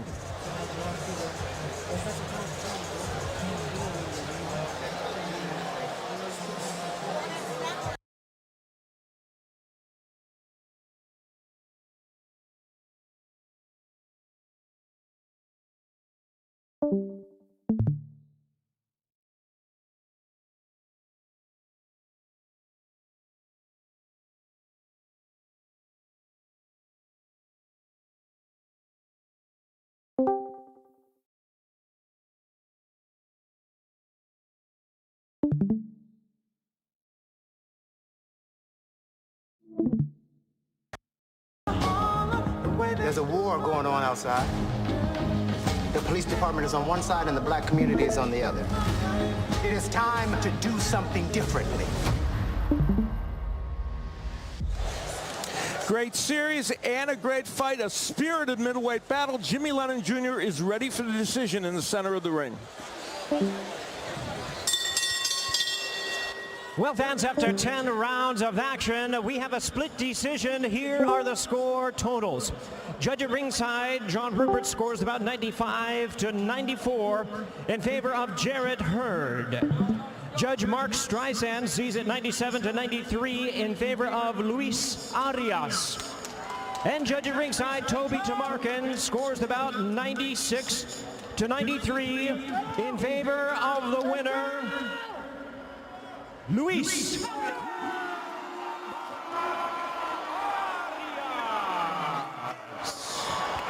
Victory for Luis Arias. A split decision, but nonetheless an upset victory. The aggression, Abner, paid off for him. Yes, it did. Well deserved. I think he won the fight. Really close fight. Split decision is fair, but again, good decision by the judges. And for Jarrett Hurd, a former champion at 154 pounds, you see the disappointment in his face. This was not how he imagined an ocean voyage, to quote a Marx Brothers movie. He just hoped for a brilliant boxing job tonight and wanted to impose his will without taking punishment. It didn't work out that way. And let's go in the center of the ring with Mauro Ranallo. All right, first of all, Miami, let's hear it for a fantastic fight tonight between Luis Arias and Jarrett Hurd. And by far on the biggest stage of your career, Luis Arias, you just recorded the biggest win, and you are all fired up, my man. You know, first off, I'd like to say thanks to Floyd Mayweather and Leonard for believing in me. Like I said, I was 0-3 in my old fights. Everyone was talking about that I ain't shit. And look at how my fights are. I just talk, blah, blah, blah, blah, blah. And I came in here. I challenged the #1 guy at 54. We fought somewhere halfway, and I was able to edge the decision. You know, props to Jarrett Hurd. He fought a great fight. And honestly, you could have had me out there. I was definitely, like, buzzed. I mean, if you would have found a way, I probably definitely would have went down. That knockdown was bullshit. That don't count. But the other ones, like, you had me. You know, he's a great fighter. And like I told him afterwards, he came in here and fought his heart out. He definitely should have took more time off what he was dealing with outside the ring. But, we're here. I never quit on myself. People close to me were telling me to get a job at the crib boxing, and I'm here. I just beat a former champion. So don't never give up on yourself. I can see you're overcome with emotion. Talk about working with Ismael Salas for the first time and how he helped you tonight. First, I'd like to say thanks Salas as well. I came to him semi-late, about, 6 or 7 weeks. I needed to change something in my game plan to beat Jarrett. The things that I was doing before would have just probably got me a loss tonight. But I needed someone to, tweak a little bit and to just up my game up a little bit so I can beat this champion. I'm telling you, Jarrett's a hell of a fighter. And he's not done, man. Congratulations on the biggest win of your career. Thank you. We look forward to a potential rematch at 154. Thank you, yeah. And I want to give a chance for Jarrett Hurd. Thank you, first of all, for sticking with us. On behalf of all of us, our deepest condolences on the loss of your father. A tough night at the office. Assess what happened here tonight, Jarrett. Oh, man, I'm not sure, man. I believe I won the fight. I got a knockdown. I can make 100 excuses. It was a lot of breaks in the middle of the ring because of the ring. I had them out sometimes, and they gave him a break with wiping off the ring. But at the end of the day, they say he won. I got to go with the judges say. Abner Maris at ringside said that your defense is something that you need to continue to improve on. Do you feel that was an issue for you tonight? Oh, most definitely, man. The plan was to come in here and box, but we couldn't move around as much because the ring was slippery. So I had no choice but to stand toe-to-toe. But at the end of the day, I still feel like fighting that fight. I won the fight. Well, I know we all want to see it again, hopefully at 154. Thank you very much, Jarrett Hurd. Again, everyone, let's hear it for your winner, Luis Arias, and for Jarrett Swift Hurd.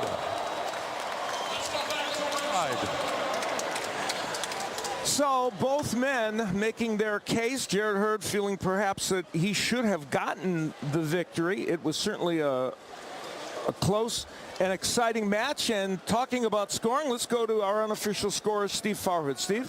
Thank you, Al. It was a split decision, but in effect, Luis Arias won this fight at the halfway mark. He had a big lead on 2 of the 3 cards.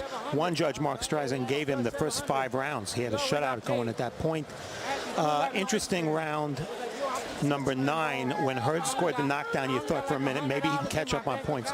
Well, Arias won the remainder of that round. 2 of the judges still scored it 10-8 for Hurd. And we look at my scores, I ended up having the same total as Toby Tamarkin. I scored that 9th round 10-8 for Hurd. Arias did outwork him, but never hurt him, so I gave Hurd the extra point for the knockdown. I think we all agree that Arias just did enough work to win enough rounds to win the fight. And as Arias leaves the victor, let's go back to Brian Custer.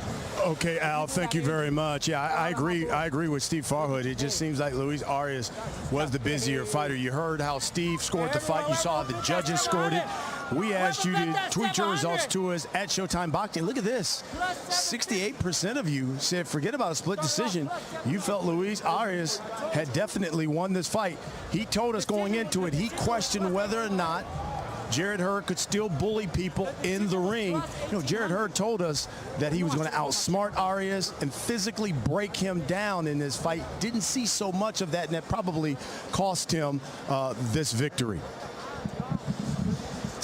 Coming up next, it is another former champion, Badou Jack. He's going to enter the ring seeking a definitive win to propel him to another world title fight. You know, Jack will take on the unbeaten Venezuelan fighter, Dervin Colina, who's making his U.S. debut, by the way. And then it's on to the main event as Floyd Money Mayweather takes on the Maverick Logan Paul. It's an 8-round exhibition to determine true bragging rights. Brendan Shaw, former MMA fighter and, of course, host of Showtime's digital sports series Below the Belt. He's standing by right now with Logan Paul. Brendan? Mr. Logan Paul, here we are, man. Sunday night, Showtime pay-per-view, Miami, Florida, Hard Rock Stadium, minutes away from fighting Floyd Mayweather. How you feeling, man? Feels good. Feels good. I'm uncomfortably calm. Like, I'm waiting for the nerves to kick in, and I hope they do, because I don't know. I feel ready mentally, physically. Like, yeah, I'm here. I'm ready. Yeah, the whole room. The viewers obviously can't get a vibe of the locker room right now. I've been in a lot of locker rooms. It's the most zen locker room I've ever seen in my life. Really? Yeah. I thought it'd be a little bit of chaos, something. No, you're chill. I mean, we chilling, bro. We got the Chinese flutes playing. You know, kind of just skipping around the room, having a good time. I don't know. Yeah, I'm sure I'll get nervous during the ring walk. Maybe. I don't know. I'm ready, Brendan Shaw. You're a different bird, man. Yeah. I guess so. Is it fair to say, and as the fight gets closer, I feel like the pressure's on Floyd Mayweather? Maybe that's why. Like, when I went into this promotion and I said, like, I have nothing to lose and, like, I truly give no fucks. Like, I'm so disconnected and yet connected and invested at the same time. It's this weird space where I have so much confidence and collectedness, and I think that's what is happening right now. I can feel it. Yeah. It's a strange feeling. It's weird. It's weird for me too. Yeah. Good for you, man, to even get there. Thanks. This is nuts. Thanks. But also, there's a lot of chatter online about biggest upsets of all time in sports. Sure. Right? So you got the Miracle on Ice, 1980. U.S. beat Russia in the Olympics. Of course, Buster Douglas. But this trumps it all. This would be it. This would be it. Yeah, not even close. If you can pull off and beat the pound-for-pound GOAT, Floyd Mayweather, this trumps all. Biggest upset in sports history. Yeah. How do you pull it off? I mean, look at us, Brendan. Two dudes with podcasts. We're podcasters. Just standing here in front of some lights talking to people. Like, what is all this? None of it makes any sense to me. I've stopped trying to comprehend life, and I just know that anything can be done. Like, anything can be done. The fact that this fight is even happening proves that anything is possible. Yeah, you already won in my book, man. Yeah, man. So, like, knocking out Floyd Mayweather is just another step. Why not do it? Agree. I'm proud of you, brother. Thank you. Appreciate you. Good luck, man. Yes, thank you, sir. Back to you, Custer. We love you, Custer. All right, Brendan, appreciate it. And Logan, thank you very much. I tell you what, we wanted to talk to Floyd Money Mayweather, but Floyd not doing any interviews before the fight. Floyd Money Mayweather, all business before he gets in the ring with Logan Paul. We are set now for Badou Jack taking on Dervin Colina, 10-round light heavyweight special attraction. And as we get set for our next fight, let's check out the tale of the bet for Jack versus Colina. Download the DraftKings Sports app to play for free and your share of $50,000. Use the code GLOVES when you sign up. Let's go back ringside. Here's Mauro Ranallo. Thank you very much, Mr. Brian Custer. And after Jean Pascal tested positive for 4 banned substances. Former 2-division champion Badou Jack was left without a dance partner tonight. Insert the undefeated and untested Dervin Colina, who took this fight on 1 week's notice. It is scheduled for 10 rounds in the light heavyweight division.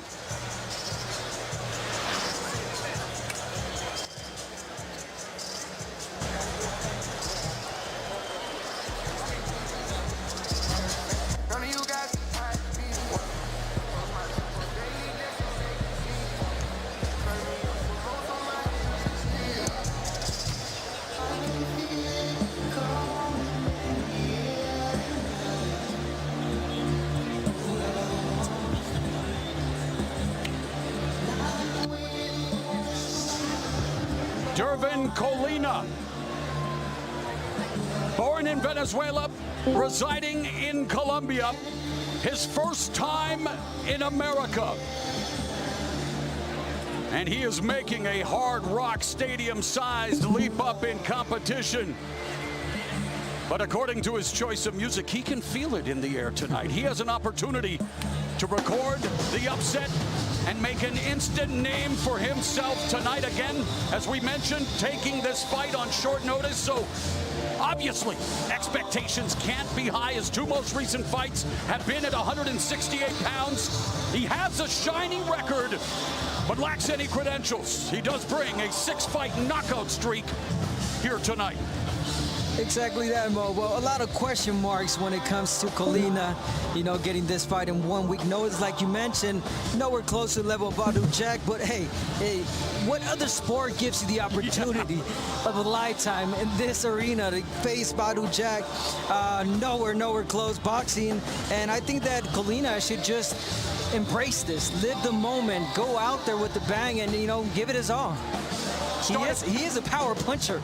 I mean, 15-0, 13 KO, so why wouldn't you? Absolutely. Started his career as a heavyweight, has worked his way down, and has been training here stateside since March with Stacy McKinley. Started boxing at the age of 12, had 130 amateur fights, but now getting set to perform under the brightest lights of his boxing career.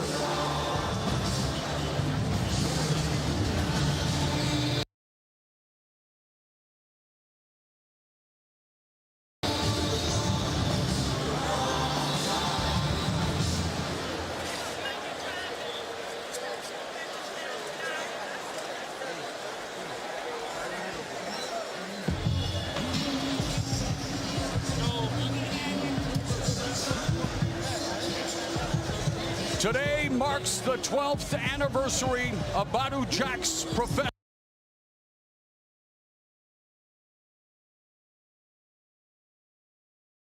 debut in his native Sweden.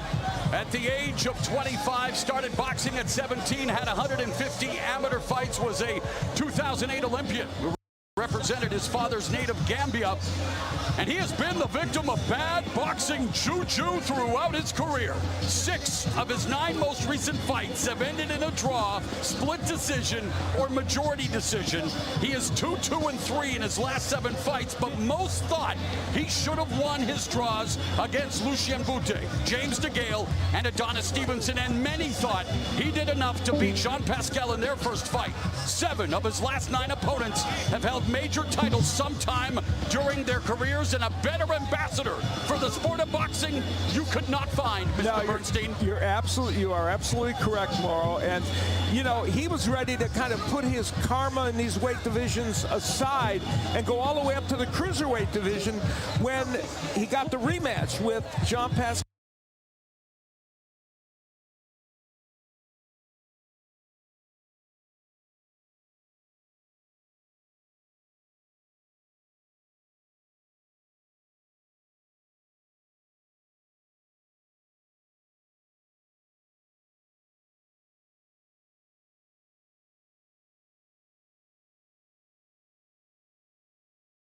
He said, okay, for that fight, I will stay down at 175.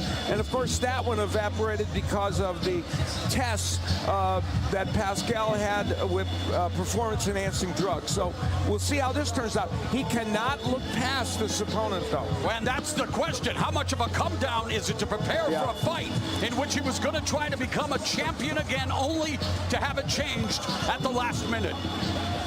Let's go to the tail of the tape, Al. When we look at this, one of the numbers to look at is the age of Badou Jack, 37. He had a very bad performance against Marcus Brown that some people said signaled the end of him, and yet then he fought that spirited battle with Jean Pascal and has had a win since then. Is he a shop-worn 37 or just a veteran that has a lot left to give? And Florida rules for our professional fight. 3 knockdown rules in effect. Only the referee can stop the fight. Fighter cannot be saved by the bell in any round. If a fighter can't continue due to an injury from an accidental foul before the end of round 4, it's a no decision. After the end of round 4, they go to the scorecards for a technical decision.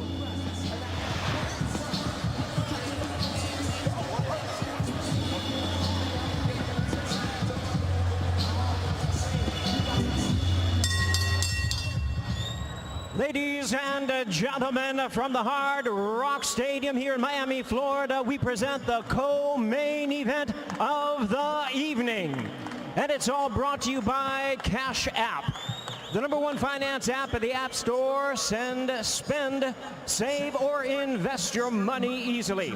And Escape Room Tournament of Champions. There is only one rule: stay alive. Only in theaters July 16th.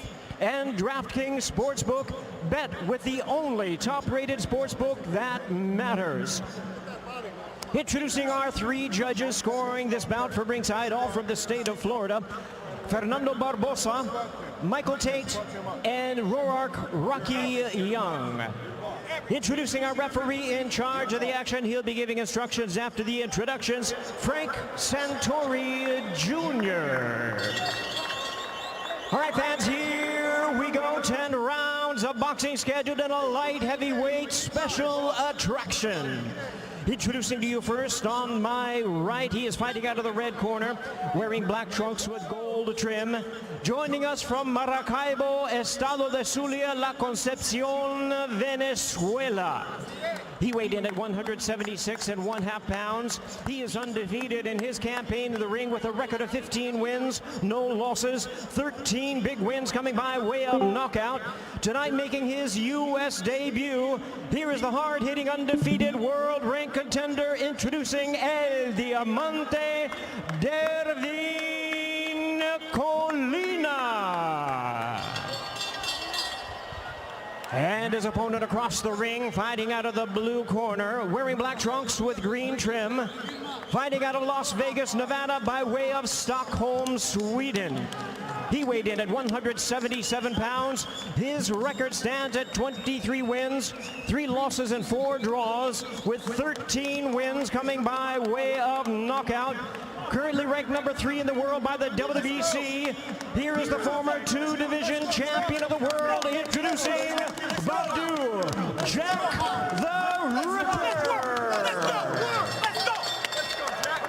And once again, a referee in charge, Frank Santori Jr., now to give instructions. All right, first corner people, watch the water in the corner. Okay, keep your fighters hydrated, but watch the water in the corner, wipe it up. Gentlemen, your trunks are about where they're supposed to be. Keep your blows here above. Going over all the instructions in the dressing room. Questions, touch them up now. Good luck. Let's go.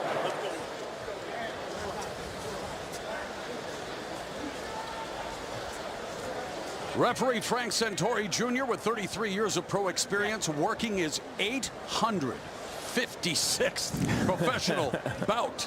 Frank himself a boxer back in the day. Time. Bell and round #1, the former 2-division champion Badou Jack in the black with green trim, the undefeated Dervin Colina in the black with gold trim, and immediately Badou Jack off to a fast start, guys. Yeah, that's rare. Yeah, Badu Jack, among the slowest starters in boxing. If you started all his fights in round 5, he would be undefeated. But he said they've worked on that. He's going to come out quicker, and he is. And, of course, for Colina, this is the biggest stage he's ever been on, so you probably want to get to him early.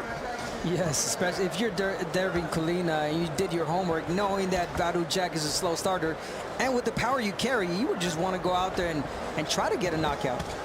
And Colina comes back with a counter combination. First offense in the opening minute. That has thus far been dictated by Badu Jack behind the jab.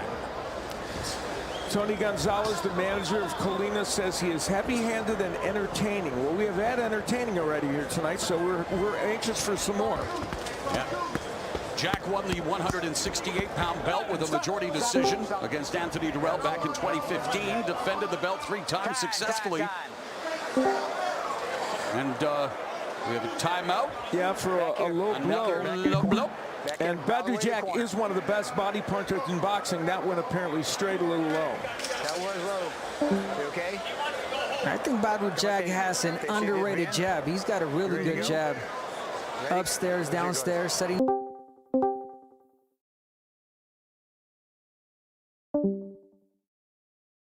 up, to the body, like you mentioned. Action resumes, and immediately Jack pouncing on Colina, going to the body. I said, break.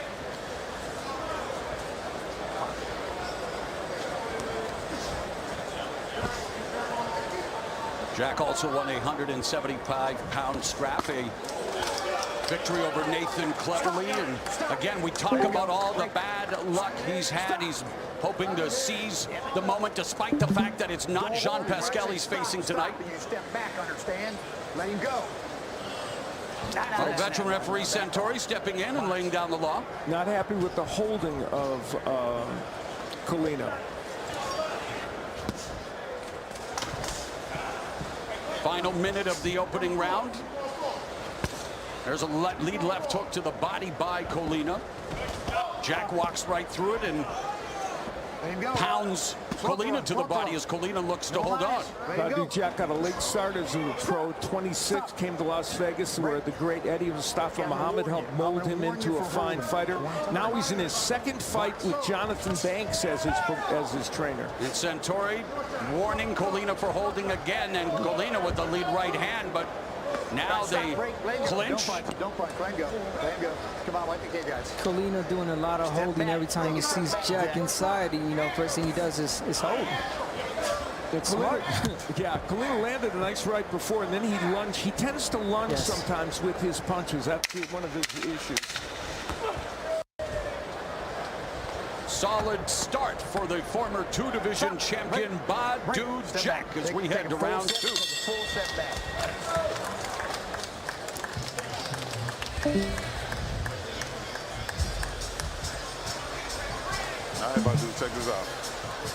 You're not tired. Everything We will good, take a right? look at what these fighters need to do for Jack. Start faster. Well, he has done that. He's a notorious slow starter, as we said. He needs to work the body. Great body puncher. He did that. A couple of them went a little low. And he is a superb combination puncher. And that you're going to see that tonight for sure from him. Now you got to get him out of here because he's trying to hold on for dear life. Now, for Colina, his new trainer, Stacy McKinley, says the jab is essential, and he needs it to set up the right hand, and that is a power punch for Colina. He's got a good one. Sometimes he throws uppercuts from too far out, and if he does that, Badu Jack will counter him, perhaps the way Nonito Donaire did it on our Showtime Championship Boxing against Nordine Ubali. Tremendous fight, a tremendous performance by the timeless Nonito Donaire. Floyd Mayweather proving to be timeless as well at the age of 44. Coming out of retirement again for an 8-round exhibition against social media star Logan Paul. That's your main event tonight. Member of the money team, Badu Jack, beginning round 2 against late replacement Dervin Colina. You look at Jack's resume. His opponent's combined record, 219, 16, and 2. astonishing. I mean, he's fought so many great champions. His record reminds me of a couple of fighters, Carl Froch and the guy sitting to my right, Abner Mares, who for a period of time fought nobody but top fighters and top champions. No minus. Let him go.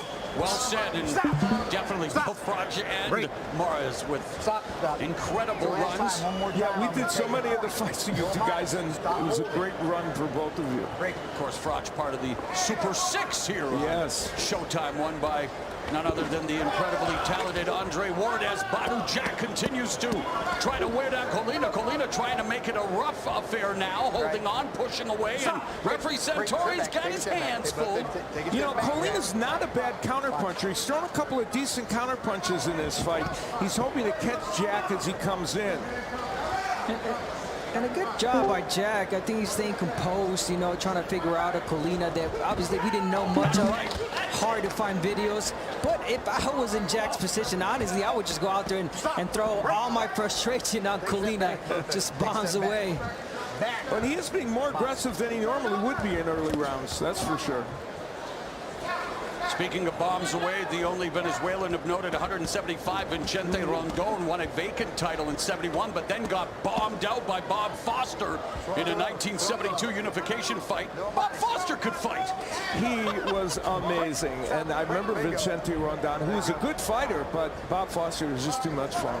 And Badou Jack hoping to be too much for Dervin Colina with 40 seconds left here in the second.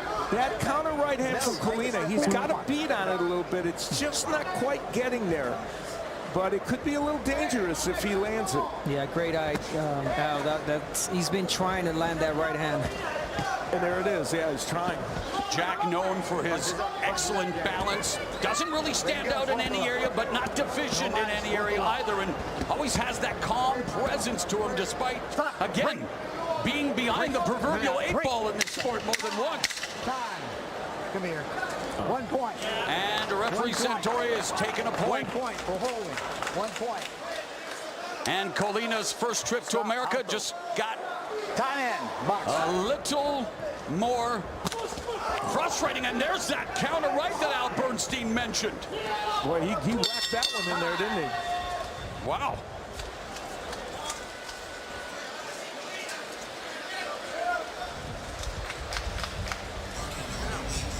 Stretch your legs out, Badou. Stretch your legs out.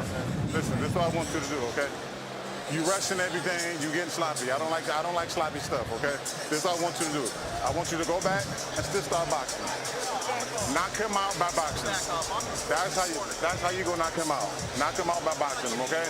Take your time in boxing. You understand? Stop the damn holding. Stop the holding. Don't disqualify. Don't get disqualified, all right? Not getting too much water, man. I just told you don't put all that water on the floor.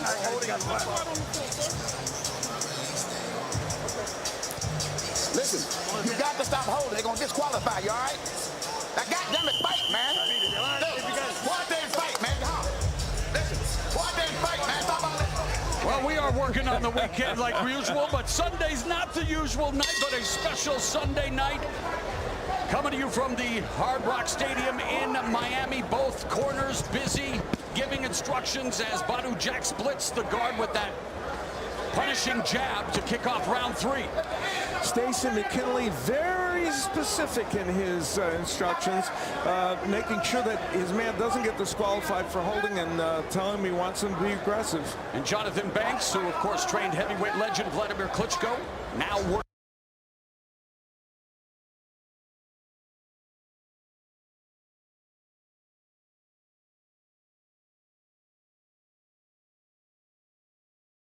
That he knocked, good right hand by Jack hurt him.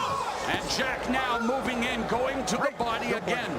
Very composed, very much a veteran. Come here. Come here. 1 point. Santori just took another point. Listen to me. Come here. Time. One more time. Fight's over. You're going to be disqualified. Come up here. And this is not a way you want to win a fight. I hope that, you know, Badou Jack picks it up a little bit. Sorry, Abner, he warned him there one more time. He's going to disqualify him, so Colina sticking to about a jack like the humidity, but referee doesn't want it. Coming up.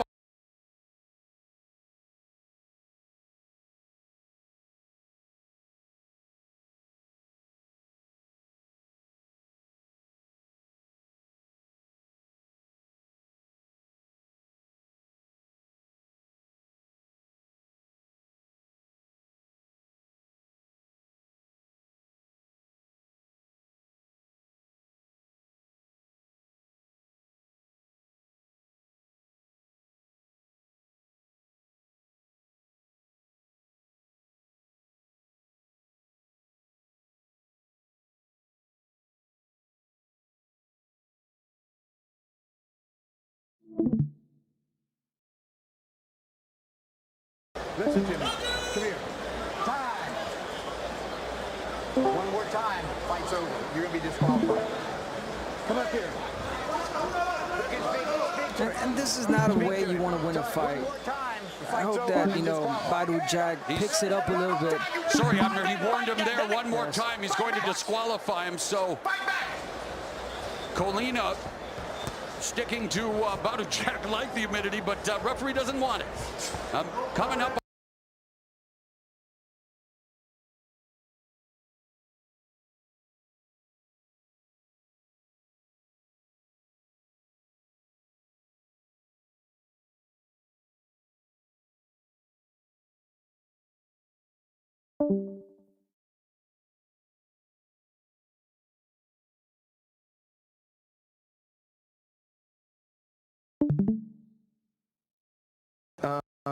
The city is crazy. Everybody is tuned in. I'm in good shape. I'm pretty sure he's in good shape. The people want to see it. Let's give the people what they want to see. How's it feel to be the guy that no matter what you do, it's a million eyeballs tuned in, no matter what? The thing is, I'm in a no-win situation. If I knock him out early, they're going to complain. If I drag it a little bit, they're going to complain. You can never please everyone as long as you happy. You know, I'm just happy to be back on a big stage, having fun. Once again, I talked about this before, all throughout this week. I'm retired from boxing, but I didn't retire from entertainment, and I didn't retire from making money. Got you. That's right. That's right. How much fun is it? Because, you know, this seems like a spectacle, but at the end of the day, it's just you back at the basics of boxing. Well, it's not that. You know, there's so many great fighters out there, so many young, hungry lions. I'm happy for them. You know, I'm just doing what I do, you know. It was great with me and Conor McGregor. Now me and Logan Paul. It's all about entertaining the people. Hey, thank you, Mayweather, TBE, Floyd Mayweather, the best ever. He's about to put on a clinic out there. You know get the ready, vibes. get focused, tighten up, go get your drinks ready and all that. Jesus Miro on Showtime. You know the vibes are going back to ringside. You heard? Yes, sir. All right, and Durbin Colina's just been sent to the deck for the first time in his career. And Jesus and Miro, you talk about having pull, our Showtime late night stars.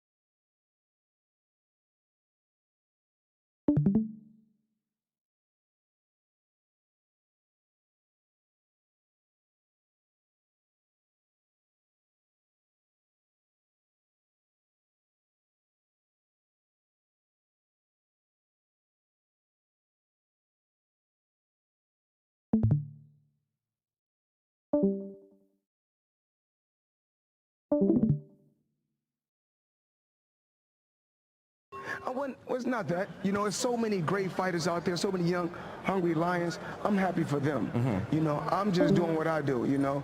It was great with me and Conor McGregor. Now me and Logan Paul. It's all about entertaining the people. Hey, thank you, Mayweather, TBE, Floyd Mayweather, the best ever. He's about to put on a clinic out there. You know get the ready, vibes. get focused, tighten up, go get your drinks ready and all that. Jesus Miro on Showtime. You know the vibes are going back to ringside. You heard? Yes, sir.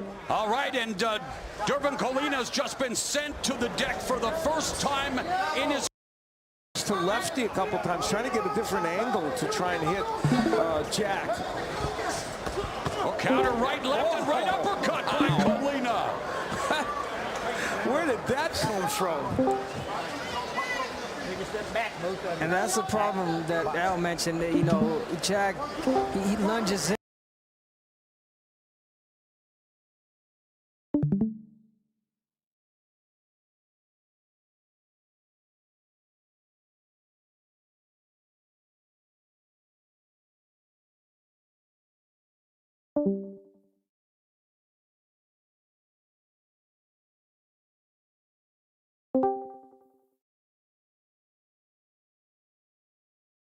With punches sometimes, and he exposes himself like that. And Colina trying to mount a comeback, and then he gets knocked down again, and that is it. 3 knockdown rule.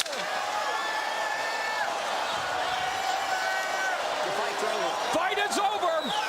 Badou Jack does indeed snatch the 14th stoppage win of his career, doing so against, well, obviously an over.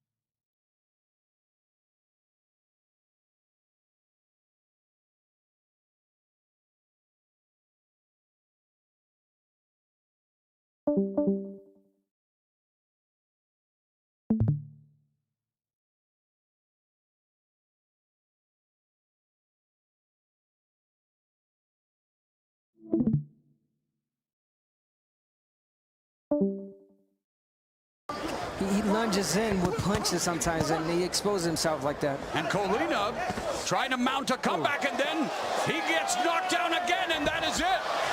3 knockdown rule.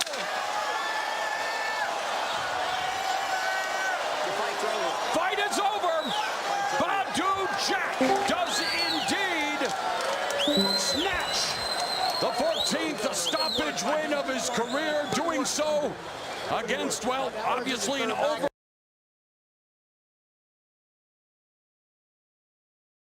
This one ended the fight officially, and just for good measure, one more body shot from the body puncher, Badou Jack, who is known for his affinity for that attack. And so this former champion gets a big win for him, and one that was essential. He'd rather have it against Jean Pascal for a title, but he got his win tonight. And the numbers for this match will reveal the dominance of Badou Jack, you know, landing those 18 body shots to just one for Colina, and landing 37% of his power punches, which is everything other than a jab. That's impressive. And Colina just couldn't get his offense going. Most of those power punches Colina landed were counter shots, mostly right hands.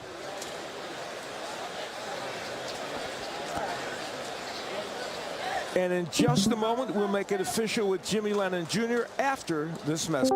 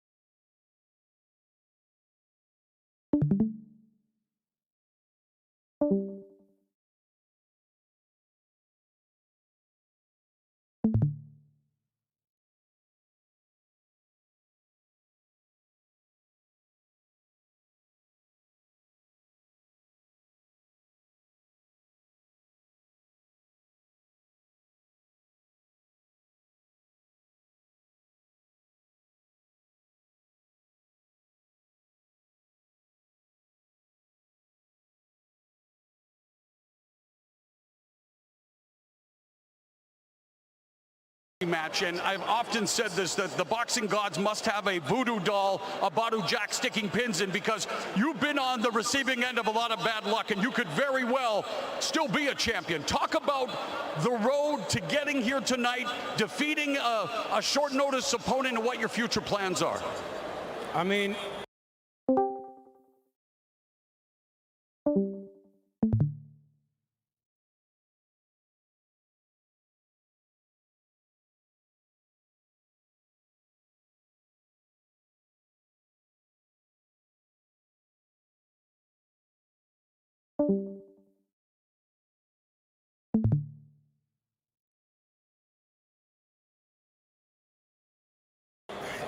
people can say bad luck.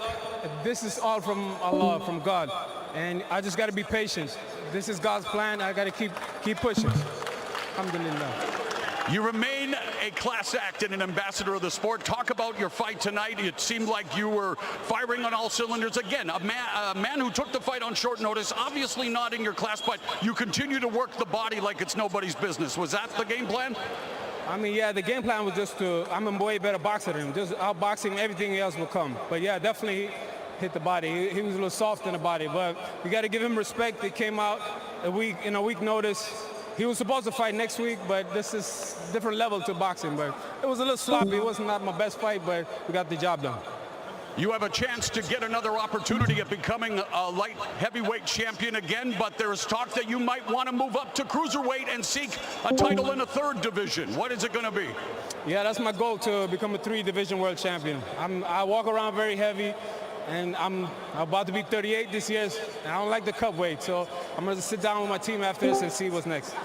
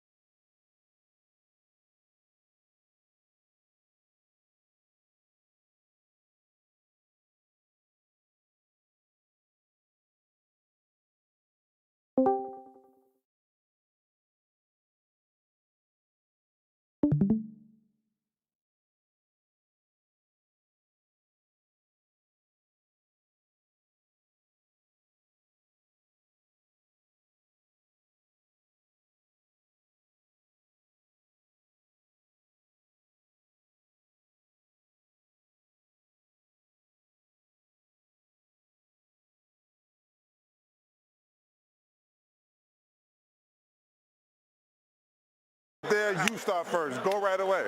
Try to hurt him early. If you get him hurt, you got to get him out of there.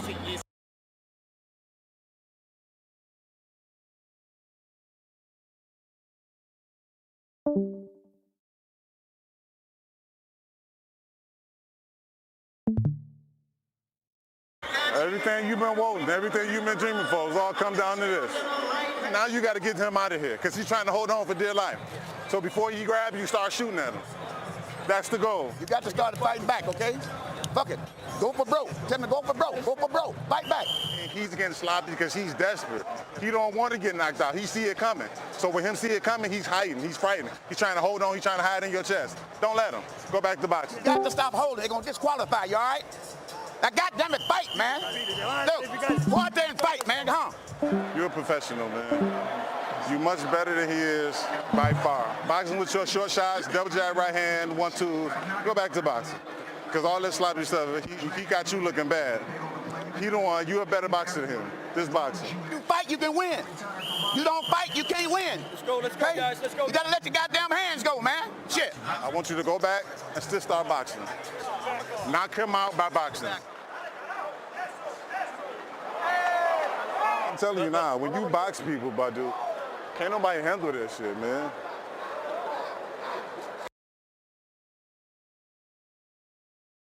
He was already on. Stacey McKinley, you may have known him, a long-time trainer. Of course, he worked with Mike Tyson and other greats. And then Jonathan Banks, the new trainer of Badu Jack. And you can see he's got him starting fights faster, and he's a boxer now. And I tell you what, Badu Jack still has a lot left as he wants to become a 3-division world champion. Coming up, the main event. Floyd Money Mayweather taking on Logan the Maverick Paul. Now, for Paul, his tremendous social media following has afforded him this once-in-a-lifetime opportunity to show that he is serious about the sport. And why not do it against a man who is considered pound for pound one of the best ever? And for those who say, why would Floyd Mayweather subject himself to this? Well, it's simple. And for those who say it's easy work, why would Floyd Mayweather subject himself to this to make what he loves? He says it's easy work, and it's an even easier way to make what he loves. This interview that we're doing right now is in one of my establishments, my gentleman's club, Girl Collection. This interview that we're doing right now is in one of my establishments. Steady building my real estate gentleman's portfolio, Girl Collection. Another skyscraper, construction company. Steady building my real estate portfolio, Mayweather Promotion. Another skyscraper, construction company. Open Skate Rock City is growing bigger. Mayweather Promotions better. We getting stronger. One day this business will get handed down. My team is growing bigger. Family we getting better. That's what I believe. We getting stronger. One day this business will get handed down. Let's break this down. Family how I first. make money here. That's what I believe in.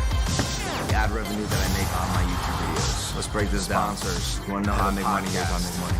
Premium subscription. Ad revenue that I make on my YouTube videos. Any appearance sponsors. I have a podcast.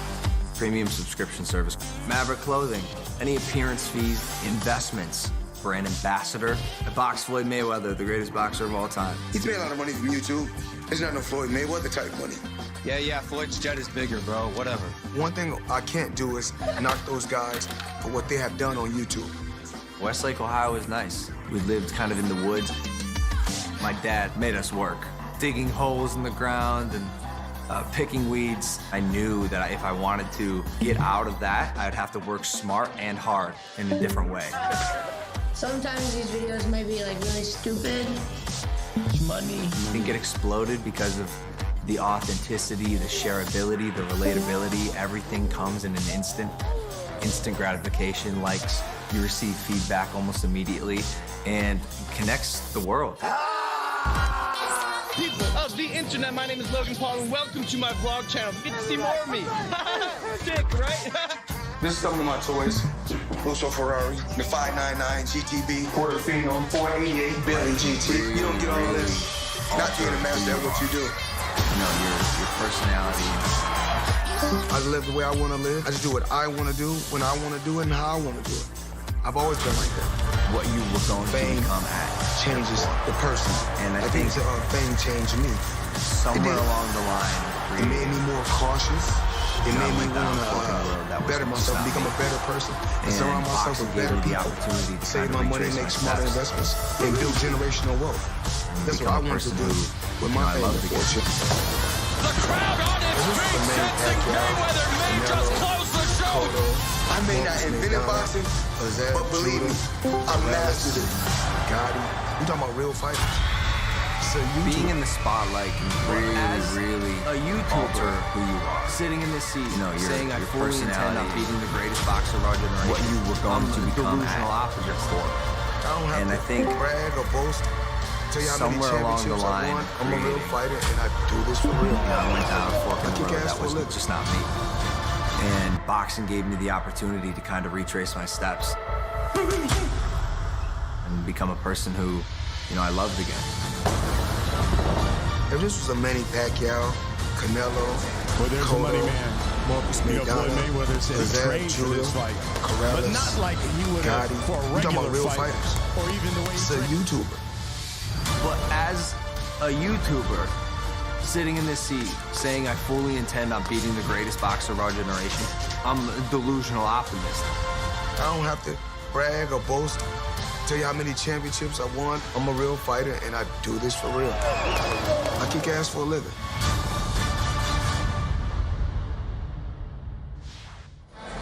Well, there's the money man. For the Conor McGregor You know, Floyd Mayweather said he trained for this fight, but not like or even for a regular fight for Logan Paul, or even the way he trained for the Conor McGregor fight.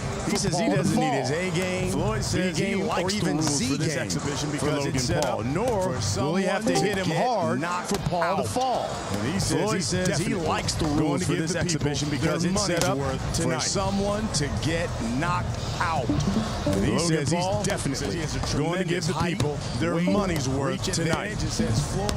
We'll find out why there are weight Logan Paul says he has a tremendous height, weight, reach advantage. It says Floyd. We'll find out why there are weight classes in boxing. He says experience generally trumps everything. But in this fight, anything can happen. Paul says he will outbox arguably the best boxer there is. And when he connects, he believes he will not only hurt Mayweather coming up next, but finish him after this message. It's Floyd Mayweather versus Logan Paul. It's the main event. It's coming up next, right after this message. I gotta go on a trip. We are fighting a war 30 years in the future. 1. Our enemy is not human. I gotta save the world. We are fighting a war 30 years in the future. Our enemy is not human. I gotta save the world to save my daughter. Tomorrow War, rated PG-13, Mayweather July 2nd. versus Paul.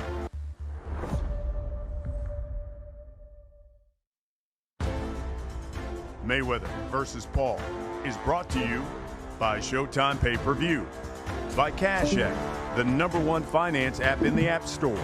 Send, spend, save, or invest your money easily. Download Cash App for free in the App Store or Google Play today. By Escape Room, Tournament of Champions. There's only one rule: stay alive. Only in theaters July 16th. And by DraftKings Sportsbook. Bet with the only top-rated sportsbook that matters.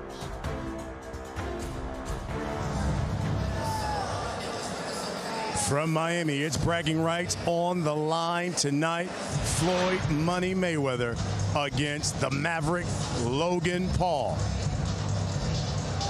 We got to go back down ringside, check in with the guys who are going to call all the action.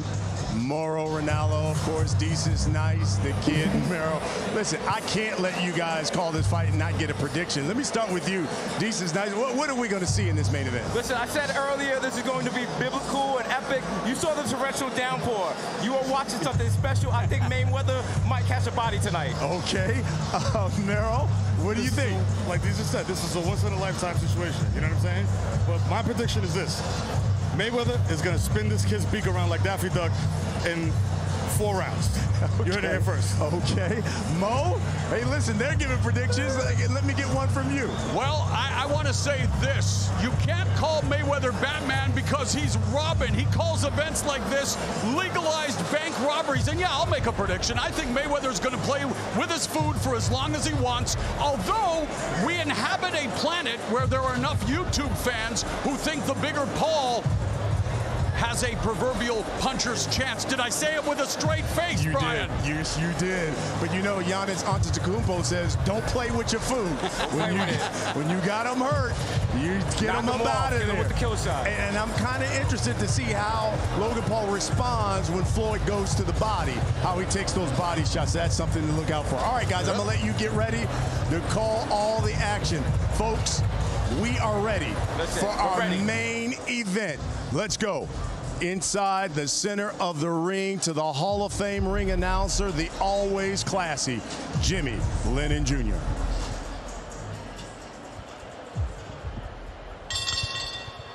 Well, fans, before we bring out our fighters for the main event of the evening, at this time, we'd like to ask you to rise for the singing of our national anthem. Please welcome to the microphone to lead us tonight, singer-songwriter Avery Johnson.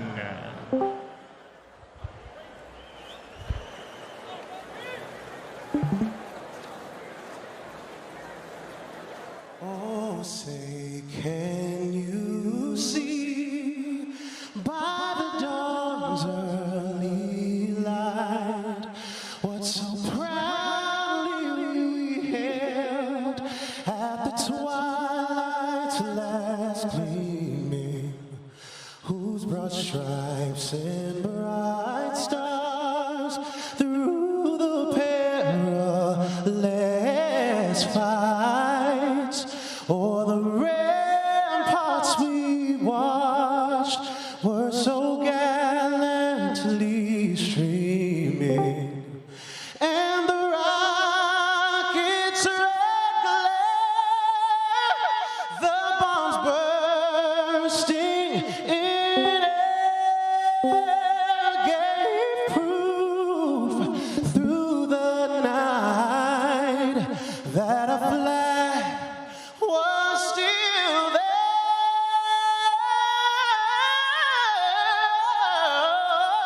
Say, does that star-spangled banner yet wave o'er the land of the free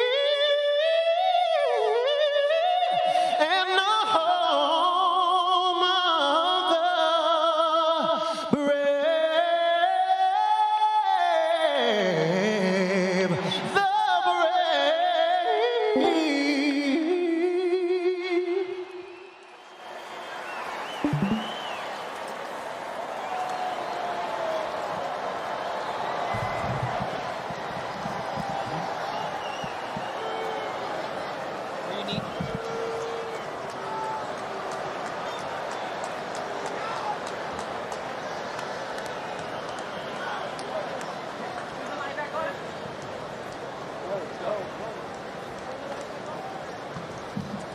Mayweather versus Paul, just about to set and light up Miami. Two megastars ready for their ring walks right after this message.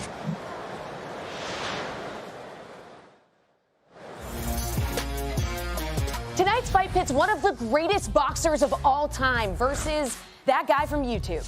DraftKings wants you to enter the ring for cash with a free shot at $50,000 during tonight's fight between Mayweather and Paul. To join the action, just download any of our apps, sign up with the promo code, and enter the DraftKings free-to-play pool. Just answer questions like, will they touch gloves before the match, and how long the fight will last. Download any DraftKings app now, enter the promo code, play free for $50K, and make it rain. Now, before we get to the main event, let's check out the tale of the bet for Mayweather versus Paul. Download that DraftKings Sportsbook app. Play for free for your share of $50,000. Use code GLOVES when you sign up. It's time for the main event. Let's go back ringside. Here's Mo. All right, BC, thank you very much. Just like Jay-Z, Floyd Mayweather isn't a businessman. He's a businessman. He's generated over $1 billion of boxing revenue, and tonight, the Money Team's Top Gun meets social media superstar, the Maverick Logan Paul, in an 8-round boxing exhibition. Jesus and Miro are back with me at ringside. You know the vibe. Back. You need your boy for a match like this. Let's send it up to the maestro of the microphone, Jimmy Lennon Jr., the legend.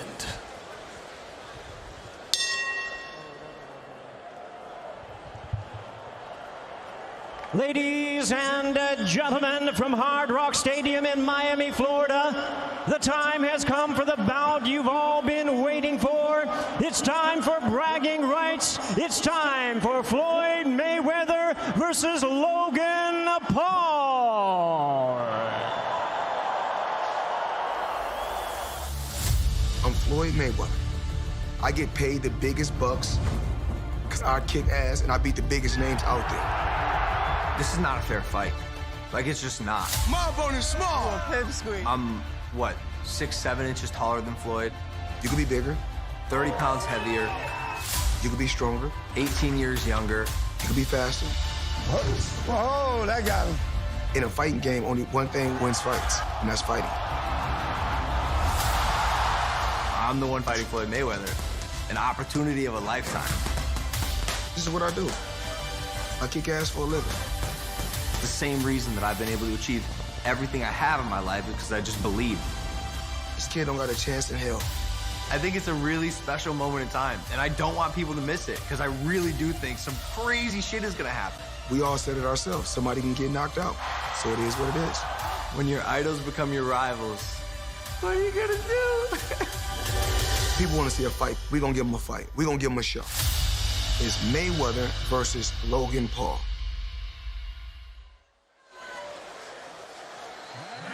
Making his way to the ring, the multi-talented, multi-skilled, worldwide social media sensation, Logan the Maverick Paul.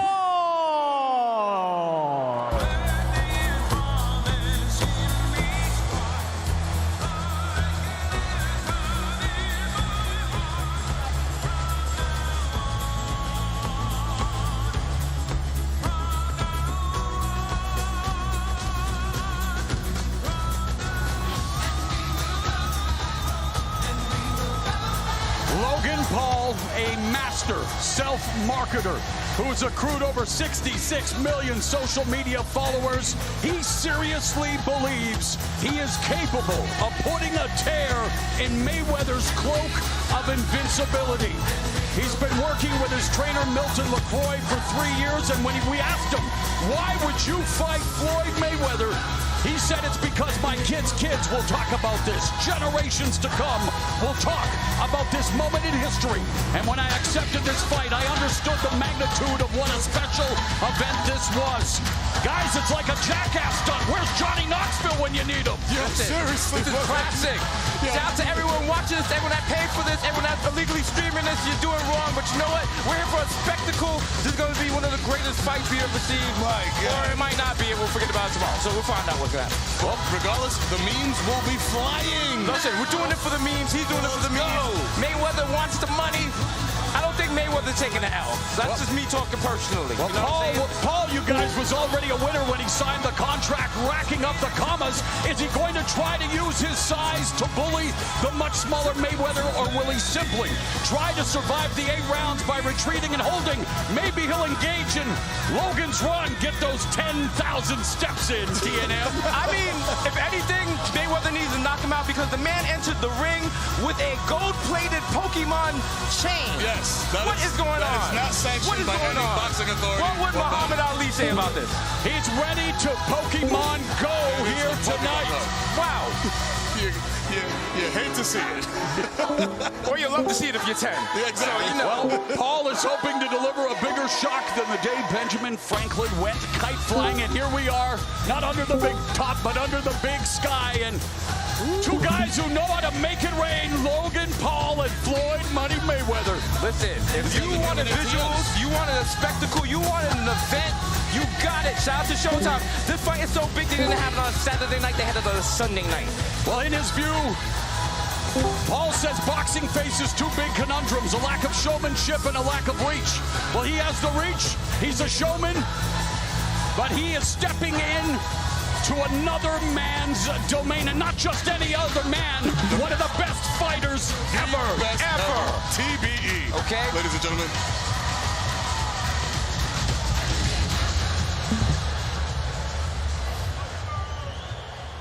And now please welcome the popular rap group Migos.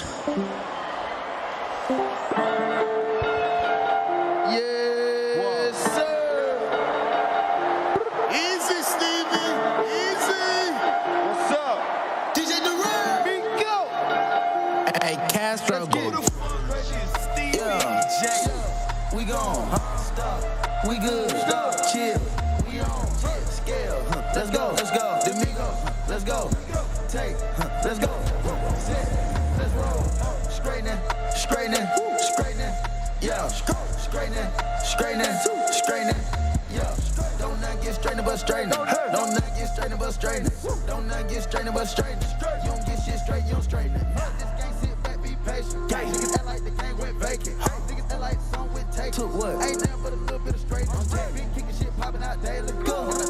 I'm making. That's facts. I'm kinda De Niro with Robert De Niro. He telling them that you're invasion. Put that shit on. Think get shit on. I bought 2 whips and I put that bitch on. She put this wrist on.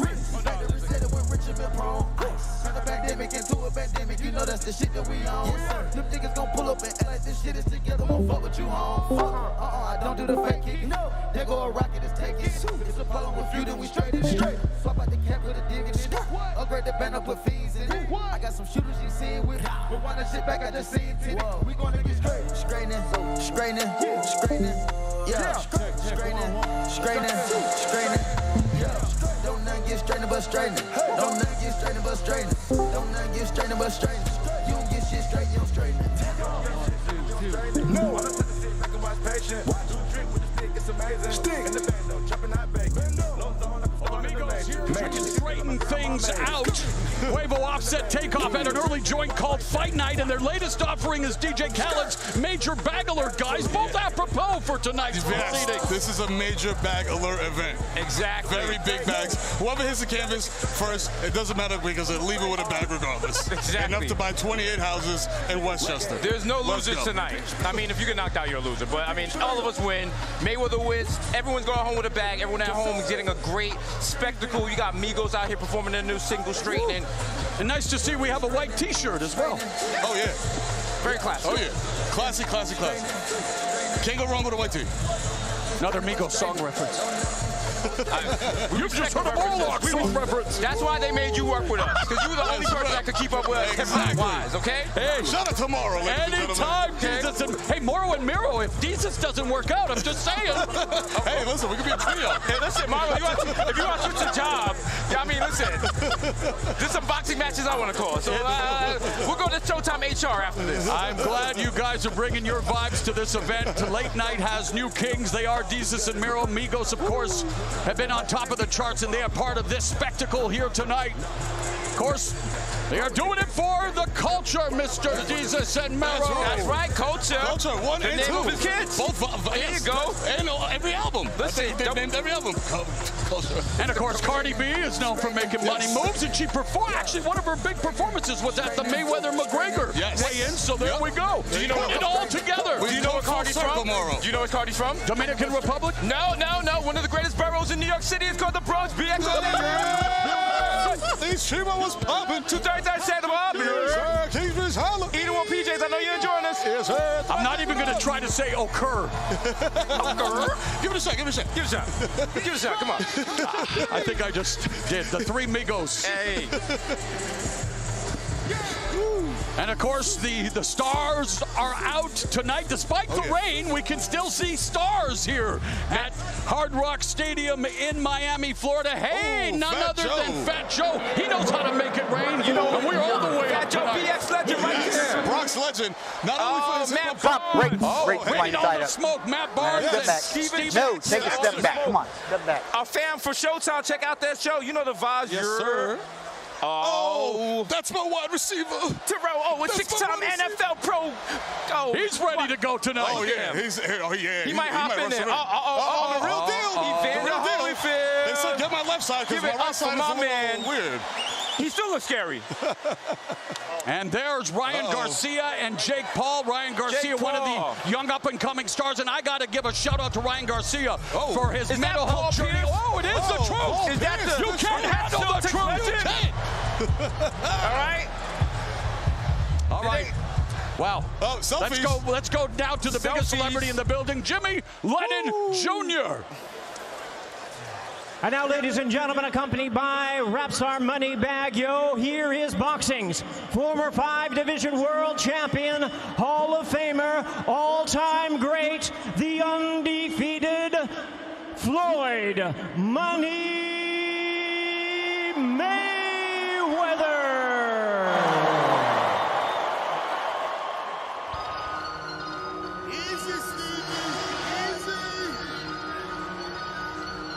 I just looked at my wrist, I got time today.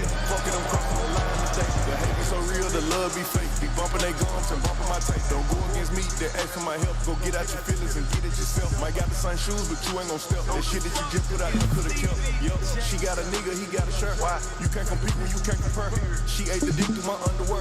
Got up and got herself out of there. I see they put me on memes and things. Don't speak on my life without knowing the real. 8 figures a year, what it cost me to live. Don't hold it, just say what you feel. But watch your mouth before I fly at your bitch. To a place that she didn't know existed. Mediterranean water my wrist. Keeping on bitch how I'm talking my shit. 6-figure check for a show, man, I'm lit. Let's celebrate in my bag legit. These niggas with me, with whatever I'm with. Didn't know who did it, got that body hit. Bitch. I don't like niggas, I don't like bitches, I don't like nobody. We can get gangster, we can keep it cordial, how you wanna go back? I don't backtrack, man, fuck that, I don't miss nobody. Left it on scene, I ain't right back, I don't trust nobody. I just looked at my wrist, I got time today. Fuck it, I'm crossing the line today. These bitches will cry and be lying in your face. Slicker than us, gotta know how they play. If the money wasn't straight, you wouldn't be here today. Ain't that man, sure know what to say. You ain't me, so it's hard to relate. How much cash I fuck off every day? Don't play with me, baby, go play with your pussy. You see them in person, these niggas be shook. A huncho, it cost you a Quavo to book me. I'm worth it, the proof in the pudding. Surrounded by bitches. I'm looking like William, but they ain't my girlfriend. Bro, I'ma spin on your block back to back when they finish. It look like the world end. I ain't asked for it, they did it to me. Niggas exposing their hands for free. Get caught in the middle, that's bullseye. You got hit, but we were targeting heat. Popping my shit with a capital P. SRT, red eye, red key. Might be ugly, but my bitch precious. She ain't even sneeze, but still I left. I don't like niggas, I don't like bitches, I don't like nobody. Rapper Moneybagg Yo looked at his wrist and discovered he had time today to be a part of the money team, guys. And you know what? The event is being billed as bragging rights, but with everyone and everything involved, it should be bagging rights because Mayweather and Paul are securing the bag. The bag is being secured. I need my own OnlyFans fitted. Where did Mayweather get that from? All my Susio people are watching that. Like, we need that to let people know we are scumbags. Listen, every time I hear that Moneybagg Yo song, I speed at least 20 miles over the speed limit. I will punch anybody in the face right now. You guys don't even see it. We are ringside. Mayweather is wearing what I believe is gator. I believe he is wearing alligator from head to toe. Wow.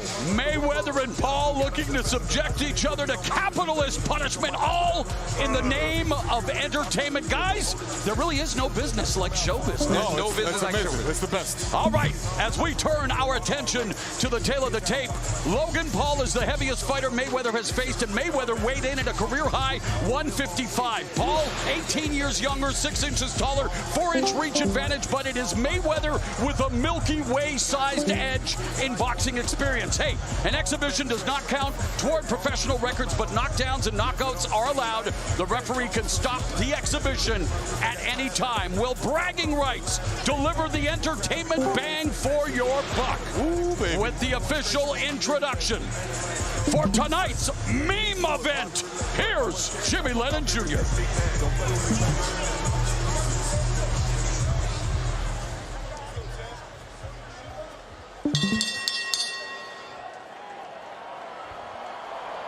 Ladies and gentlemen, we welcome you to Hard Rock Stadium here in Miami, Florida for the featured bout of the evening, brought to you by Mayweather Promotions, Fan Mio, Mav Athletics, and Showtime Pay-Per-View.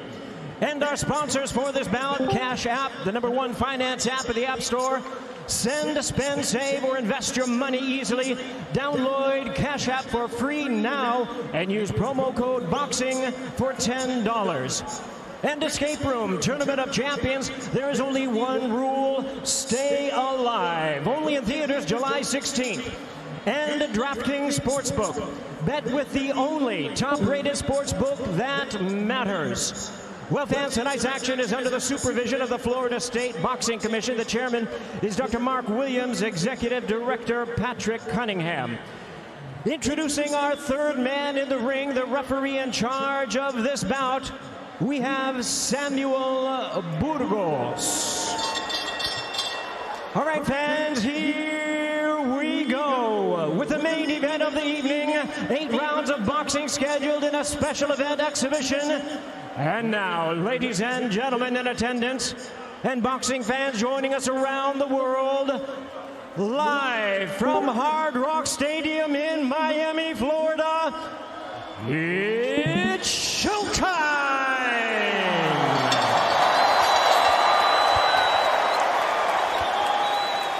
Introducing to you first on my right, fighting out of the red corner, wearing yellow trunks with black trim, fighting out of Dorado, Puerto Rico, by way of Westlake, Ohio.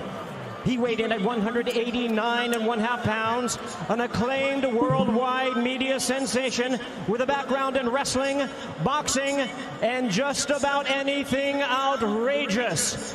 And now he aims to conquer his next challenge as he bravely steps into the ring facing a legend of the sport. Ladies and gentlemen, tonight making his Showtime debut, introducing Logan, the Maverick Paul. Fucking go, baby! Let's fucking go! And his opponent across the ring, fighting out of the blue corner, wearing green trunks with white trim. Fighting out of Las Vegas, Nevada, he weighed in at 155 pounds. Undefeated in his remarkable campaign in the ring, his record stands as a professional at 50 wins, no losses, 27 wins coming by way of knockout. A veteran of 26 world title appearances, tonight he returns to the ring. Ladies and gentlemen, please welcome the International Boxing Hall of Famer, the sport's undisputed all-time top attraction, introducing the 11-time 5-division champion of the world, the one, the only, Floyd Money Mayweather.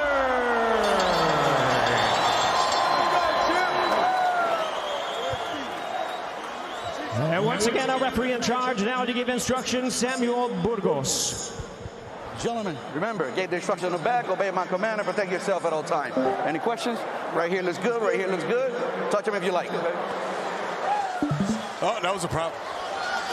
Referee Samuel Burgos, 14 years pro experience, and we are set, Jesus and Merrill. Yes, we are. And The spectacle is about to begin. Somebody's going to prop that on that glove tap.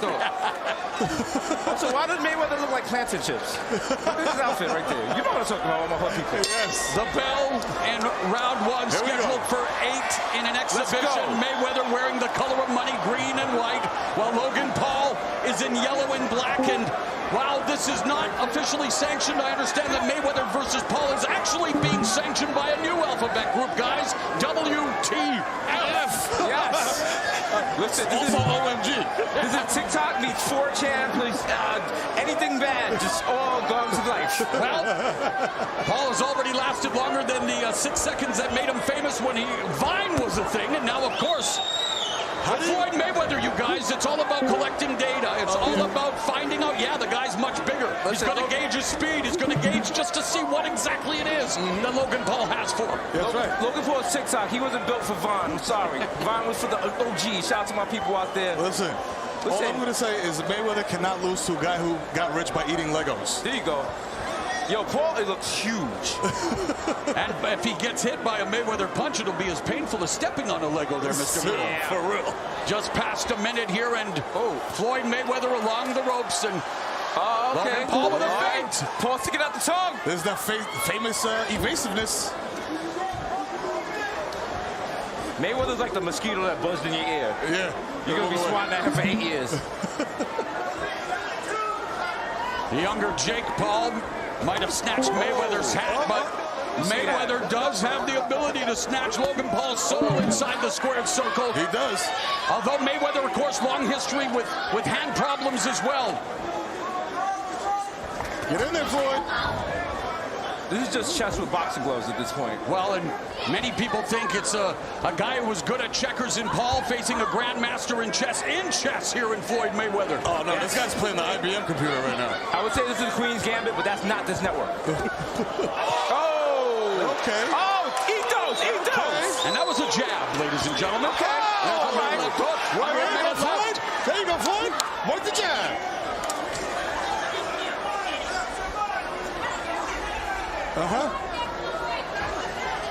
Okay. This is when you see the difference between brute force and just actual strategy.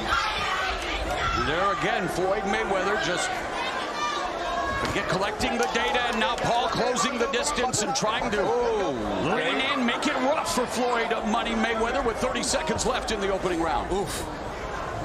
You know, a lot of people don't know the Paul brothers started combat sports by fighting over PlayStation controllers.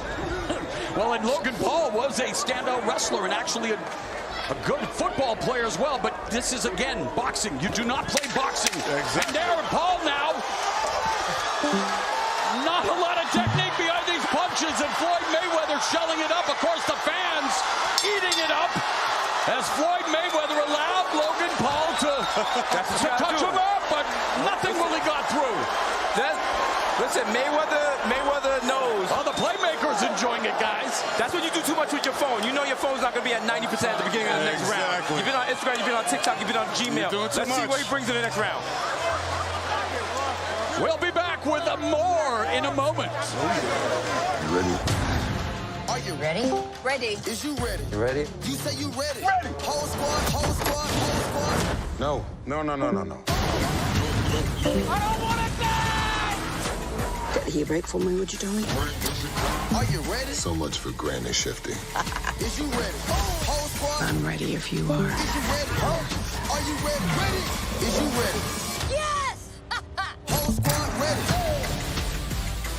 Rated PG-13.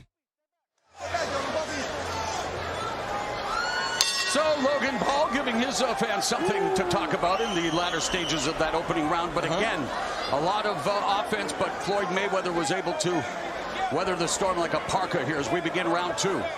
He gave him a flurry of punches, but now you can't see it. Jake Paul is dripping with sweat. Yes. It's as if he did 4 TikTok dances.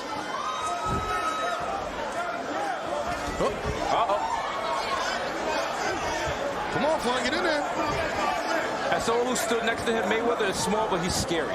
Yes. He's been in the gym as a boxer since he was 4. His father, of course, Floyd Mayweather Sr., who's been a big part of his formative years as a boxer. And Floyd Mayweather again went to Japan, New Year's Eve 2018, made a reported $9 million in less than a round, taking care of an undefeated kickboxer who was much smaller than Floyd Mayweather, Tenshin Nasukawa, leaving him in tears, and now facing by far the biggest opponent of his career in this special exhibition. What do you think the weight is going to do, Tamar? The weight? The added weight on Floyd. I think for Floyd Mayweather, you've got to take into account the fact he is 44 years old. He has been retired. He tries to stay in top physical shape. But, yeah, we're facing a guy like Logan Paul. If he can wear Paul's weight, that might be Paul's best chance at trying to wear him down. But you're not going to be able to do that against a guy like Floyd Mayweather. Just too fast still, even at 44. And, guys, we're talking about a guy considered one of the best defensive fighters ever. Easily. 40 years of the game. We've watched so many fights of his just go all the rounds, just him ducking punches, leaning on the ropes. He knows what he's doing. It's all about putting on a show. It's all about entertaining. And Logan Paul, hands are down, playing with fire. He's playing, as the kids say, he's playing possum. Which kids? They're 60 years old now. The boomers. The kids that stormed the Capitol. Those kids. Those fans are waiting for something to go boom in this one here. Under a minute left in the second. And there's, again, the jab. That's right. That's right. A couple kidney punches, making pee blood next week. Here we go. You know, Floyd Mayweather facing the biggest opponent in a boxing ring, but he faced a pro wrestler by the name of The Big Show in a WWE ring and actually broke his nose. I remember that in 08. I remember that. So he knows a thing or two about exhibitions and still making it real. So there's twice he's made it The Big Show. Yes. And Logan Paul standing there as the jab at Floyd Mayweather has used to great advantage over the years, the jab to the body, which usually would be followed up by a left hook upstairs, but Floyd Mayweather doing a good job of evading. He is the matador. Wow. That's what he does. Right now, Floyd Mayweather looking like Trae Young against my Knicks. You hate to see it. Hold his ice tray.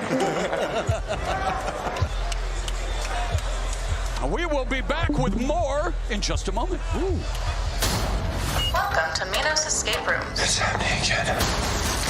You guys have played the game before? So what is this? Like a tournament of champions? We're putting an end to this. I'm gonna burn your cage to the ground! Good luck.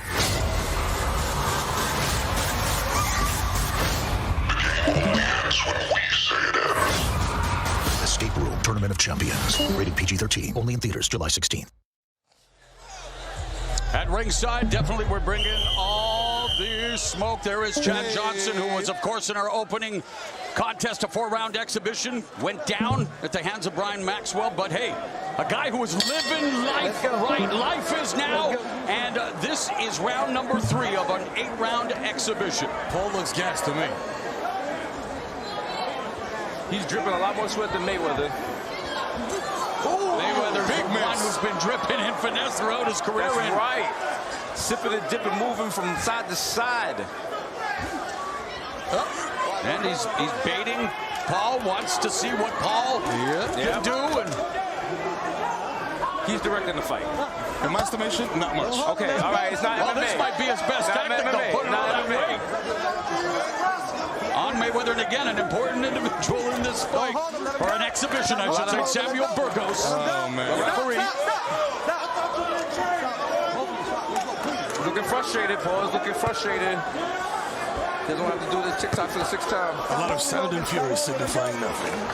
Muddy Mayweather, all about low risk, high reward, and again, a man who's generated over $1.2 billion in the box office, and again, one of the most talked events of the year here at Bragging Rights. Even the punches that Jake Paul is getting on Mayweather, they're not like power punches. Just get him a little, they're just a little powerful. A man still very much in the neophyte stages of a boxing career. In fact, 0-1 as a pro against a guy who went 50-0 during his illustrious career. And yeah, a little bit of a wrestling match now. And again, not a situation I think Mayweather wants to find himself in. No, you never want someone bigger pushing on you, especially when they're sweaty. Listen, I've carried my wife home drunk. I know how it feels. Looks like Mayweather setting up for one of those pounded pull counters, but that one, there we go. Caught it, the pull counter right hand. Paul saw it coming. If we saw it coming, Paul saw it coming. Not an audition for Dancing with the Stars here, as we got a minute left in the third. Mayweather missing with that left uppercut, but there was a left hook, the right uppercut by Paul on the inside. I think Paul is just trying to tickle his belly button at this There point. was another two body shots by Mayweather. And if you time it right, taking that breath and boom. Mayweather's not backing out. He's walking up to this. Yes. There's a lead right hand by a courageous Logan Paul. Mayweather's trying to chop down this maple tree right here. Okay. It would take someone like Logan Paul to make Floyd Mayweather the baby face in this fight. They said it wasn't boxing, but this is boxing. Right. Let's go. Okay. And again, Logan Paul putting his, what has to be over 200 pounds now, all on Mayweather as we end. To quote Chris Brown, these niggas getting it in. Round. Floyd's like, stop leaning on me. There is Jake Paul, Logan's younger brother, who, Logan Paul lit it up. is twerking in this corner right now.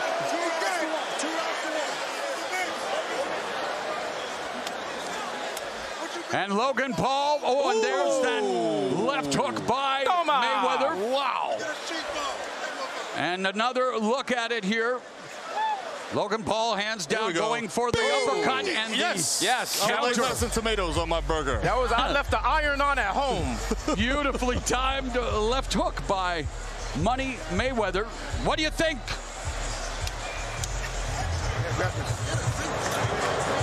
They don't even tell him nothing. They're like, just drop him. Okay, lock him, tie him up. Now you got your money, go home. Yeah, just go sit on him. Just go sit on him for 4 more rounds.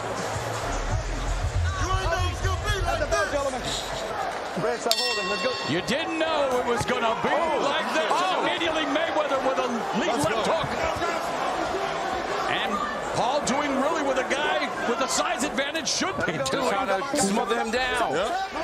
He's laying on him like an anxiety blanket. All right. Mayweather trying to hit him with that spicy. He said no more mild.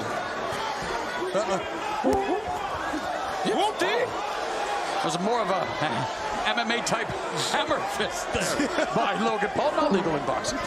There's a lead left hook that sneaks behind the guard, and Paul seems to be putting everything into that lead right uppercut on the inside, but you close the distance between you and Floyd Mayweather, and you're asking for it. Oh, okay. That one bounced off the shoulder. The shoulder roll, the Philly shell made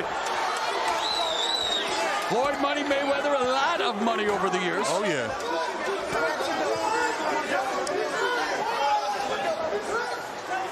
Mayweather right back at it. Telling you, it's putting on the clinic. Coming out. Okay. There you go. Double it up. Oh, big miss. Paul is trying to hit a home run here. I don't think he's, but he's striking out a lot. Like every older dude watching this fight, I'll just say, keep your hands up. There's another counter shot by. Another. Oh, left hook and Paul aimed the punch. It might happen. Again, Floyd Muddy Mayweather, not known for his knockout power, and again against a guy who's a cruiserweight.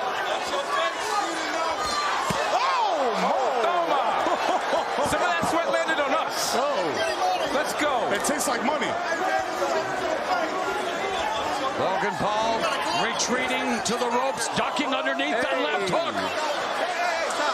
Is he punching him in the butt? You can't punch people in the butt. That's not the line. Marl, is that no shots to the gluteus maximus. No, that's right. Under a minute left. Respect the rump.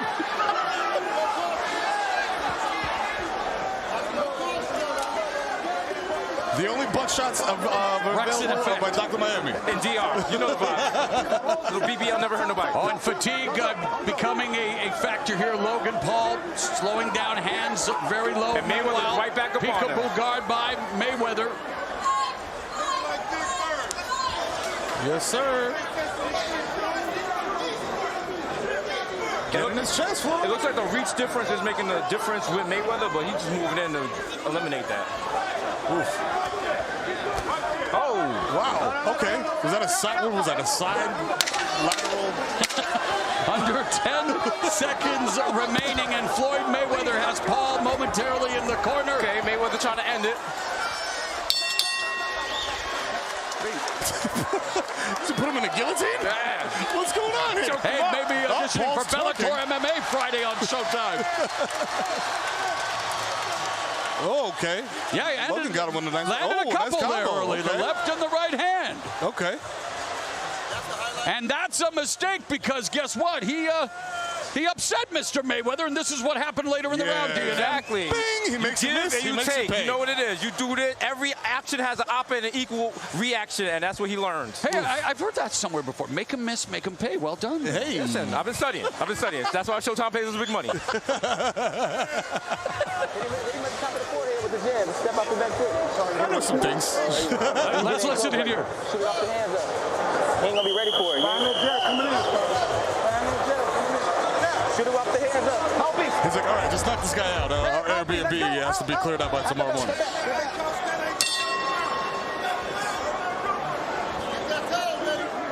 We begin the second half of this 8-round exhibition. Logan Paul surviving the first 4 rounds against Floyd Money Mayweather.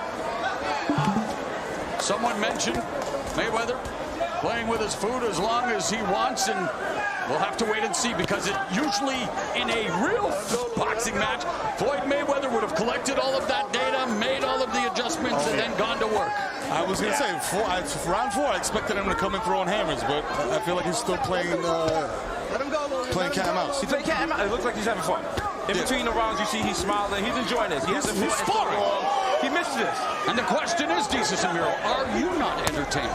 Are we not entertained? We're entertained. The people at home are entertained. The fact that we're courtside, next ringside. Oh, and there's a left hook. That backed up, Paul. Yeah, all the time's coming out. That could have taken the starch out of Logan Paul. Right cross, right uppercut. Paul staying in there. He's staying in there. Oh, no. He looks like a very tired He's looking more lethal. He's looking like he regrets making contact in the earlier rounds because Mayweather had a taste for blood and he's coming to finish the job. Yes, sir. There's chum in the waters. I like that. Chum in the waters. Yeah. Lead right hand, left uppercut, and again, the former wrestler Logan Paul going back to his wrestling roots. Wow. Your man Logan Paul is doing the 149th Street Don't Feed League. Unbelievable. Wow, get that man some Narcan.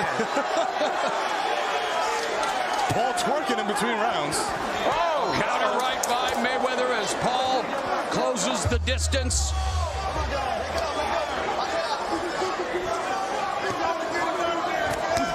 And a counter right uppercut lands, and I gotta say, Logan Paul is eating these shots. He is. But they're going to add up. And he is courting disaster with his hands down like that. He sure is, man. You got to keep them hands up. He's going to get extra guac on one of those right hands. Heavily muscled. That's it. Arms, and they are beginning to wear out. 45 seconds left here in the fifth. It's starting to look very heavy, and there's a lot of fight left. A lot of lactic acid building up. And Floyd Mayweather marching him down. Peekaboo guard. That's what he's doing. Tags. Listen, baby. Yeah, you can't shake that one off. Oh. Oh, boy. I bet you wish you were back on YouTube with a boa constrictor. Let's go. Mayweather goes to the body with a right hand. You hear that click? 10. Sheesh. Paul is laying on back it up. Paul is back it up. We are through 5. Like the Loonies, we got 5 on it. Yes, right. Baby. Wow. Logan's up. Logan's up. Logan's beating Floyd Mayweather. Let that sink in. Be quiet. No, it's not. Be quiet. That's not what we say. You're wrong. Got your hat. Okay. Can I run out and grab his Got my hat? mama's blouse on. Here we go, guys. And there's a shot to the bread basket. Woo. Watch this. Looking for the sweet stuff in that piñata. Oh. That's like when you fumble with your keys and you pee a little.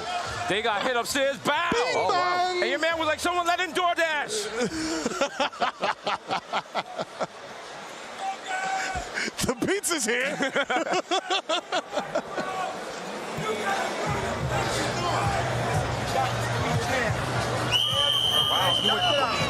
Why is he standing?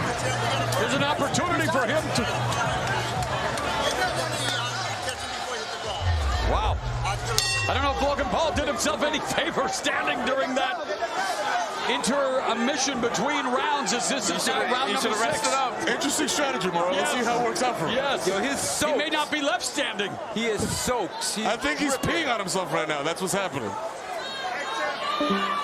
Yeah, it looked like it for a moment that he may have been throwing up his dinner there. That might be a strategy. Projectile vomiting. A little any given Sunday Willie Beamer action.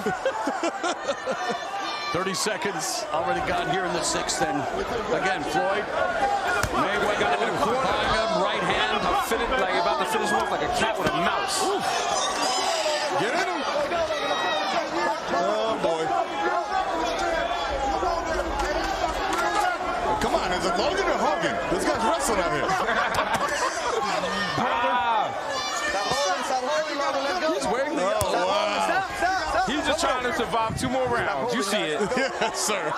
He's like, if it were Hogan, he'd be playing the role of Thunderlips against Rocky here. That's right. That's absolutely right. I have a feeling that Logan Paul, a.k.a. Icarus, is flying too close to the screen. Against Floyd Money Mayweather here tonight. I mean, he's visibly melted. He just wants the last 2 more rounds, but right now those 2 rounds might be 2 more weeks. That's right. It's looking very long.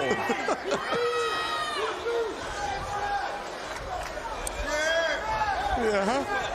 And why is he keeping his hands? It's like he wants to get punched in the face. He'd rather take a small punch in the face than a hard rock. You see that. Mayweather leading with the right again. Paul just holding on. Trying to get through this final minute with the right uppercut. The 6th round. He's got, again. Oh, man. Paul's got chicken wing arms in there right now. He's still hanging in there, though. Hey. 45 seconds left in the 6th of this exhibition. Again, knockdowns, knockouts are legal. The referee could stop the fight at any time, but this will not go in the official record books. Not at all. Nope.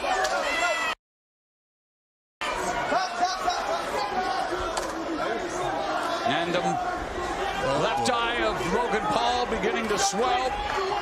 The smaller Floyd Mayweather comes in, leads with the sweeping left hook. I think he found a weak spot. Pull counter again by Mayweather. Obviously at 44, Mayweather no longer as fast or as quick as he once was, but still plenty of problems for Logan Paul as the Mayweather family is out in full force representing. And this is in his first exhibition for Floyd Money Mayweather. That's right.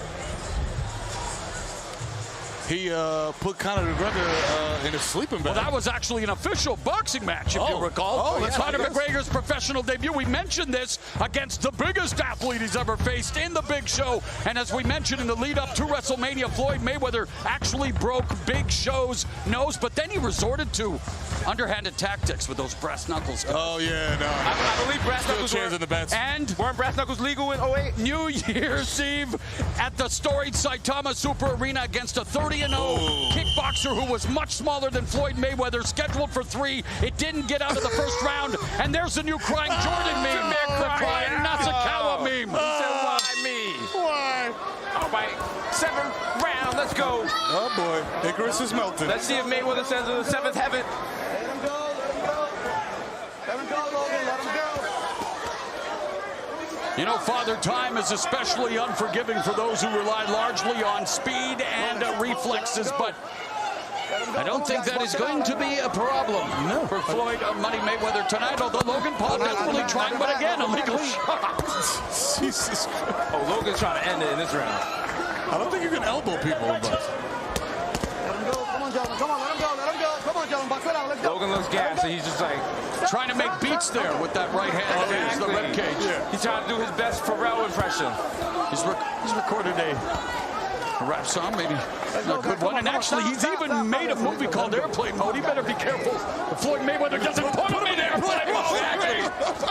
No signal, no nothing. No service. Pay for the point hotspot. Let him go. Stop. Don't go. Stay back. Well, it's all of my worlds here tonight. Professional wrestling, MMA, boxing, a little bit of everything, and of course, Jesus and Miro. Oh, yeah. The cherry on that Sunday, on a Sunday. You know the vibes. Thanks for having us here, man. This is amazing. A legend, ladies and gentlemen. An honor and a pleasure. The real legend is in that ring, and Floyd Money Mayweather, and yet a legendary following for Logan Paul. And you know there are people at home watching saying, but he still has a chance. He still has a chance. The YouTube kids. He can still do it. He can still do it. Uh-oh, it's getting spicy. We getting freaky. It's getting spicy. First-time grandfather not taking too kindly to the young bucks. Oh, here comes the grandpa shove. Oh, wow, it's... They on the ropes. This is quickly turning into a fight at White Castle. Are Harold and Kumar involved? They're in the car like, whoa, dude. That's so stiff. Okay, the showmanship of Logan Paul here in the 7th. Some attempts at a feint. Mayweather just playing with him. Yeah. I mean, his nose looks very fragile from this angle. Mayweather's like, I have on gator shorts. You think I'm not going to hurt you? And they're ducking underneath, and wow, almost thought he was going to deliver a towering back body drop on Logan Paul. If he did, I'm throwing a chair in the ring. Hey, don't give Jake Paul any ideas. Let him go. Box it out, gentlemen. Let's go. Final 15 seconds of the 7th round of this 8-round exhibition. Again, words that I never thought I would ever say. I never thought I'd say. I never say never with you. Never say never. Wow, they went to the 8th round. Whoa.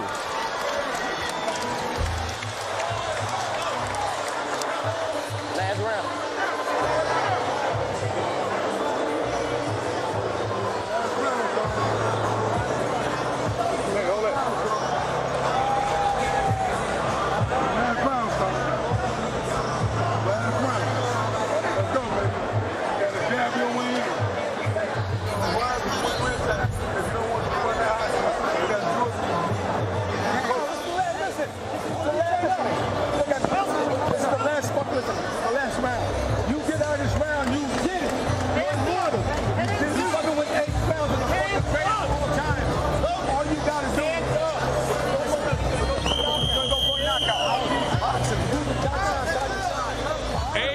final round, and you know people are going to be P-I-S-S-E-D if this doesn't end in a knockout. You know it. If there's no knockout, we jumping in the ring. Listen, we're going to get your money's worth. We're providing the knockout. Someone's hitting a rap. Actually, I said that. Now the police behind me. I think Logan Paul's saying something to Floyd. He's like, we're about to both be rich. We already are. I don't have to eat a single leg up. Oh, Mayweather just ate a left hand there. 30 seconds gone in the 8th. Been many exhibitions over the years involving legendary fighters, including Muhammad Ali, Sugar Ray Robinson. The list goes on, but here in 2021, the fans are raining down the booze again. Knockdowns, knockouts. That's what the people came here for. Yeah, and again, it's an exhibition fight, but when you look at the chasm in experience and overall skill. The point of TikTok is having an ending to your TikTok. Mayweather was supposed to end the TikTok. Yeah, weight divisions do exist for a reason. Yes. And Paul's a big guy, and Mayweather was never really known for his knockout power. True. I was just hoping the audacity of having to fight this guy will give him some knockout power.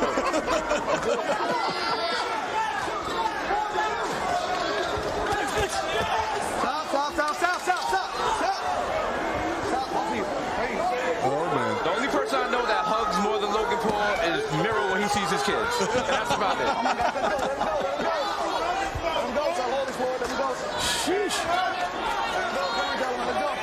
Fans do not want to see them hug it out, that is for sure, with a minute 10 left here in this exhibition. Yes.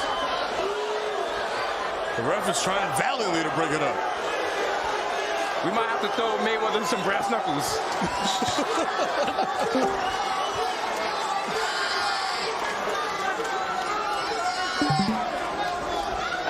50 seconds, lads. Come on, well, guys. Mayweather has often said, my health is my wealth. No amount of money is worth my health. I'm still a smart businessman, and he's proving it here again tonight. Oh, boy. That's true, that's true.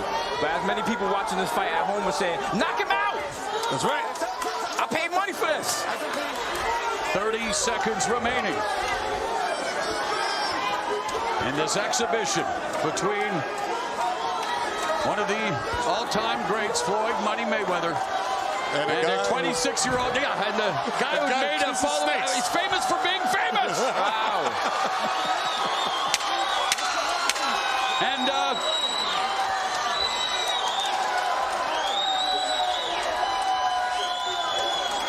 oh, and they're smiling.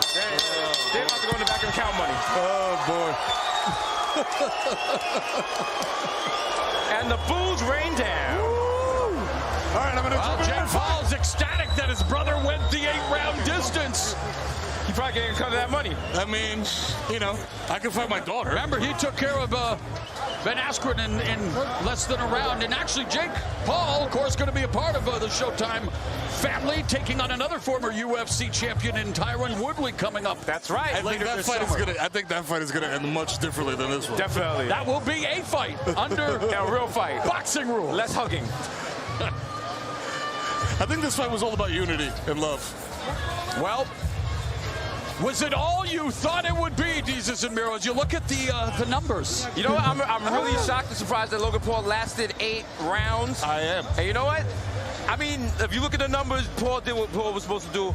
It looks like Mayweather, maybe because of age or whatever, he didn't come at full 100% capacity. 50%, 7 of 14 on the jabs, 36 of 93 on the power. But I mean, they both, at the end of the day, both still standing. Listen, not a lot of punches thrown. Not a lot of punches thrown. The story of this fight is Jake Paul laying on Floyd Mayweather like a weighted blanket, trying to go night-night. That's right. What, Mayweather threw 107 punches, Paul threw 217, but they were all in the first round. Right. Only 13% of Paul's punches landed. So. And now they doing a lot in the ring. All right, now he's making a TikTok. And where was the energy during the fight? Not only where was the energy during the fight, but why does he have all this energy after the fight? There you go. I got questions. Jimmy Lennon Jr. doesn't have the answers, but he has, well, going to hand out those participation trophies. Let's go to Jimmy. Everybody wins. Well, fans, this bout goes the distance. We've all had a rigorous 8 rounds of exhibition. How about a hand of appreciation for both of our fighters, Floyd Money Mayweather, Logan the Maverick Paul. Doing a good job, baby.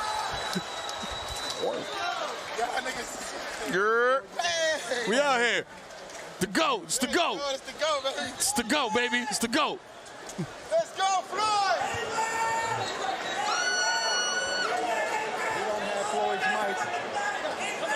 All right, let's go to Brian Custer.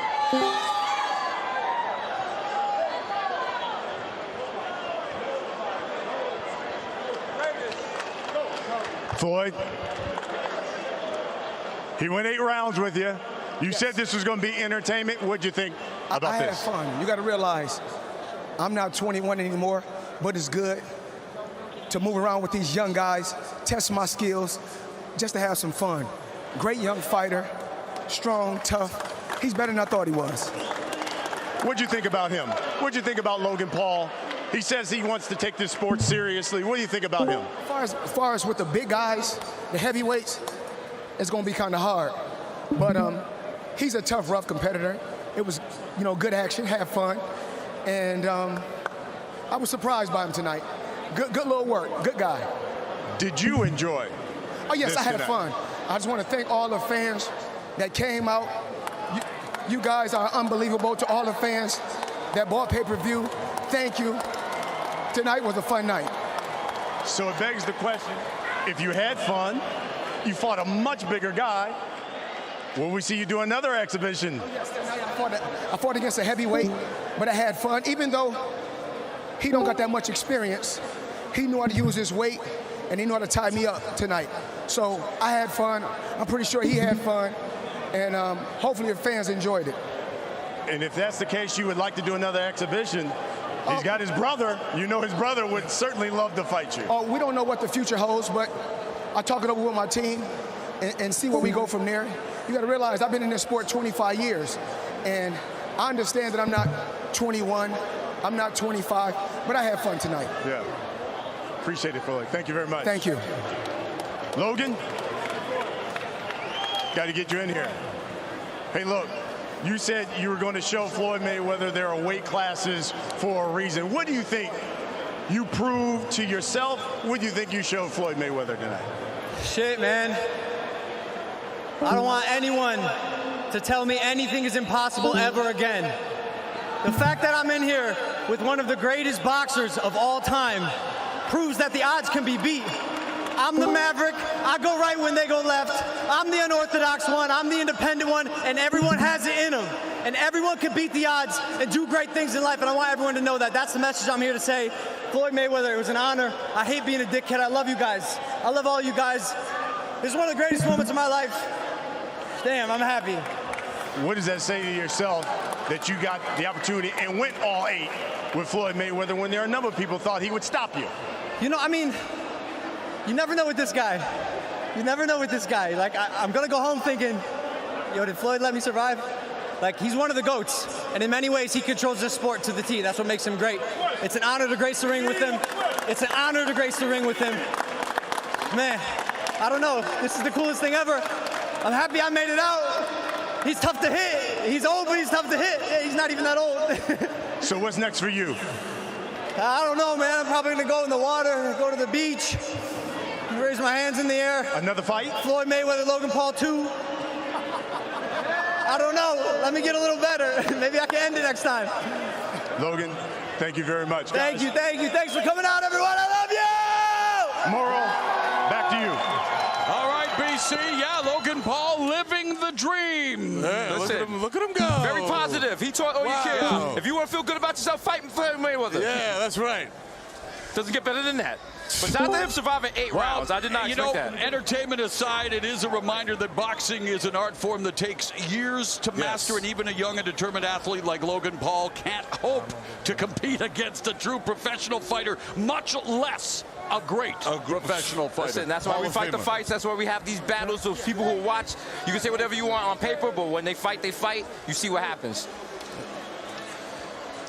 All right, well, we accrued some big audio dynamite during the exhibition. I almost said fight again. We call it trainer tracks.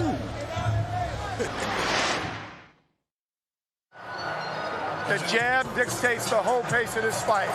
If he can't get in, he can't. You don't get nervous in your moment. Okay, listen, he has to fight you. You're not fighting him. You won that round. I'm gonna beat this guy. Okay, but listen to me. You won that fucking round, but you didn't win the fight. We got 7 more. I'm starting to get tired. Right. Hell yeah, getting tired. Start stabbing him too. He's gonna activate in the later rounds. You see what I'm saying? Yeah. So you gotta win these rounds. Yeah, but so he has to play catch up. When he starts to play catch up, then you let loose. Use your legs a little bit more. You're gonna create easy openings. You'll see it easier. Show him the smallest of the arm. Go closer. I go with my hands up. Right here, yeah. How you feel? What? You're not tired. Listen, you're not tired. You hear me? You just gotta stop him from putting pressure. Hit him at the top of the forehead with the jab and step off your back foot. Sorry to hit him with it. When you get in close, like shoot it off the hands up. He ain't gonna be ready for it. You ain't gotta knock him out. All you gotta do is go at the distance. He's pissed off. You got him mad. He's mad because he can't get you. Keep on dot that eye. All we need to go is 2 more rounds. Last round. You get out of this round, you get it. You're immortal. You fucking with 8 rounds with the fucking greatest of all time. Yo, give it to me. Give it to me. You fucking win 7 rounds with the greatest. Jesus and Miro, was he immortal? Here's a guy that, well, 50-0 as a pro, but making the walk at 44 back to the dressing room. Listen, relatively unscathed. Yeah. He literally looks like he went for a light jog. This was a sparring match, and he had fun today, and he's going home richer for it, and we can't be mad at it. We got what we said was going to give it to us. Logan Paul versus Mayweather. We didn't get the knockout, but maybe we get it in Mayweather versus Logan Paul too. When are we booking Jesus versus Miro? 200 mil each. Let's go. Let's go. Let's do it. Let's do it. We'll fight right now. I'll take a dive. We'll do the revenge match. How you gonna take a dive before I take a dive? I'm taking a dive during the national anthem. The smile on Floyd Mayweather's face. Oh yeah, I'd be smiling like that too. Oh wow. I'd call and check my balance right now. Exactly. Smart counting in the back like, boy, you rich. Actually, boy, you richer than you was before. And we got Paul leaving over here. And he's also smiling. And again, there was... The way no one believed he would be competitive. I mean, truthfully, no one believed. And yet, he went 8 rounds, and he is living a dream. And despite being polarizing, and he's done a few things in his day that I definitely don't support, but a young guy with a huge following can inspire. Oh, listen, as 2 people who had a dream and followed it, amen. We see what he did, and we got to recognize it. You know, he survived 8 rounds with Mayweather. No one could take that away from him, and he's going to go to sleep tonight knowing he was in the ring with a champion and he survived. Yep, he went the full 8.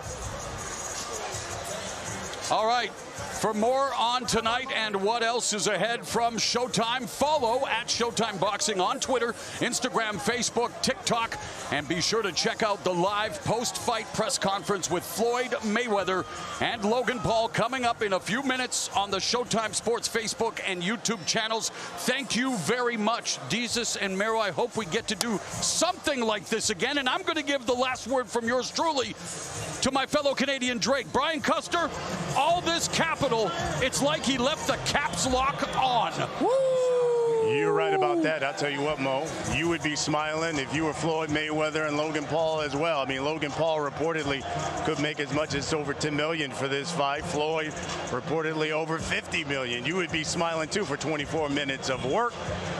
Both of those guys, a nice little paycheck. Stay with us. We're going to recap our complete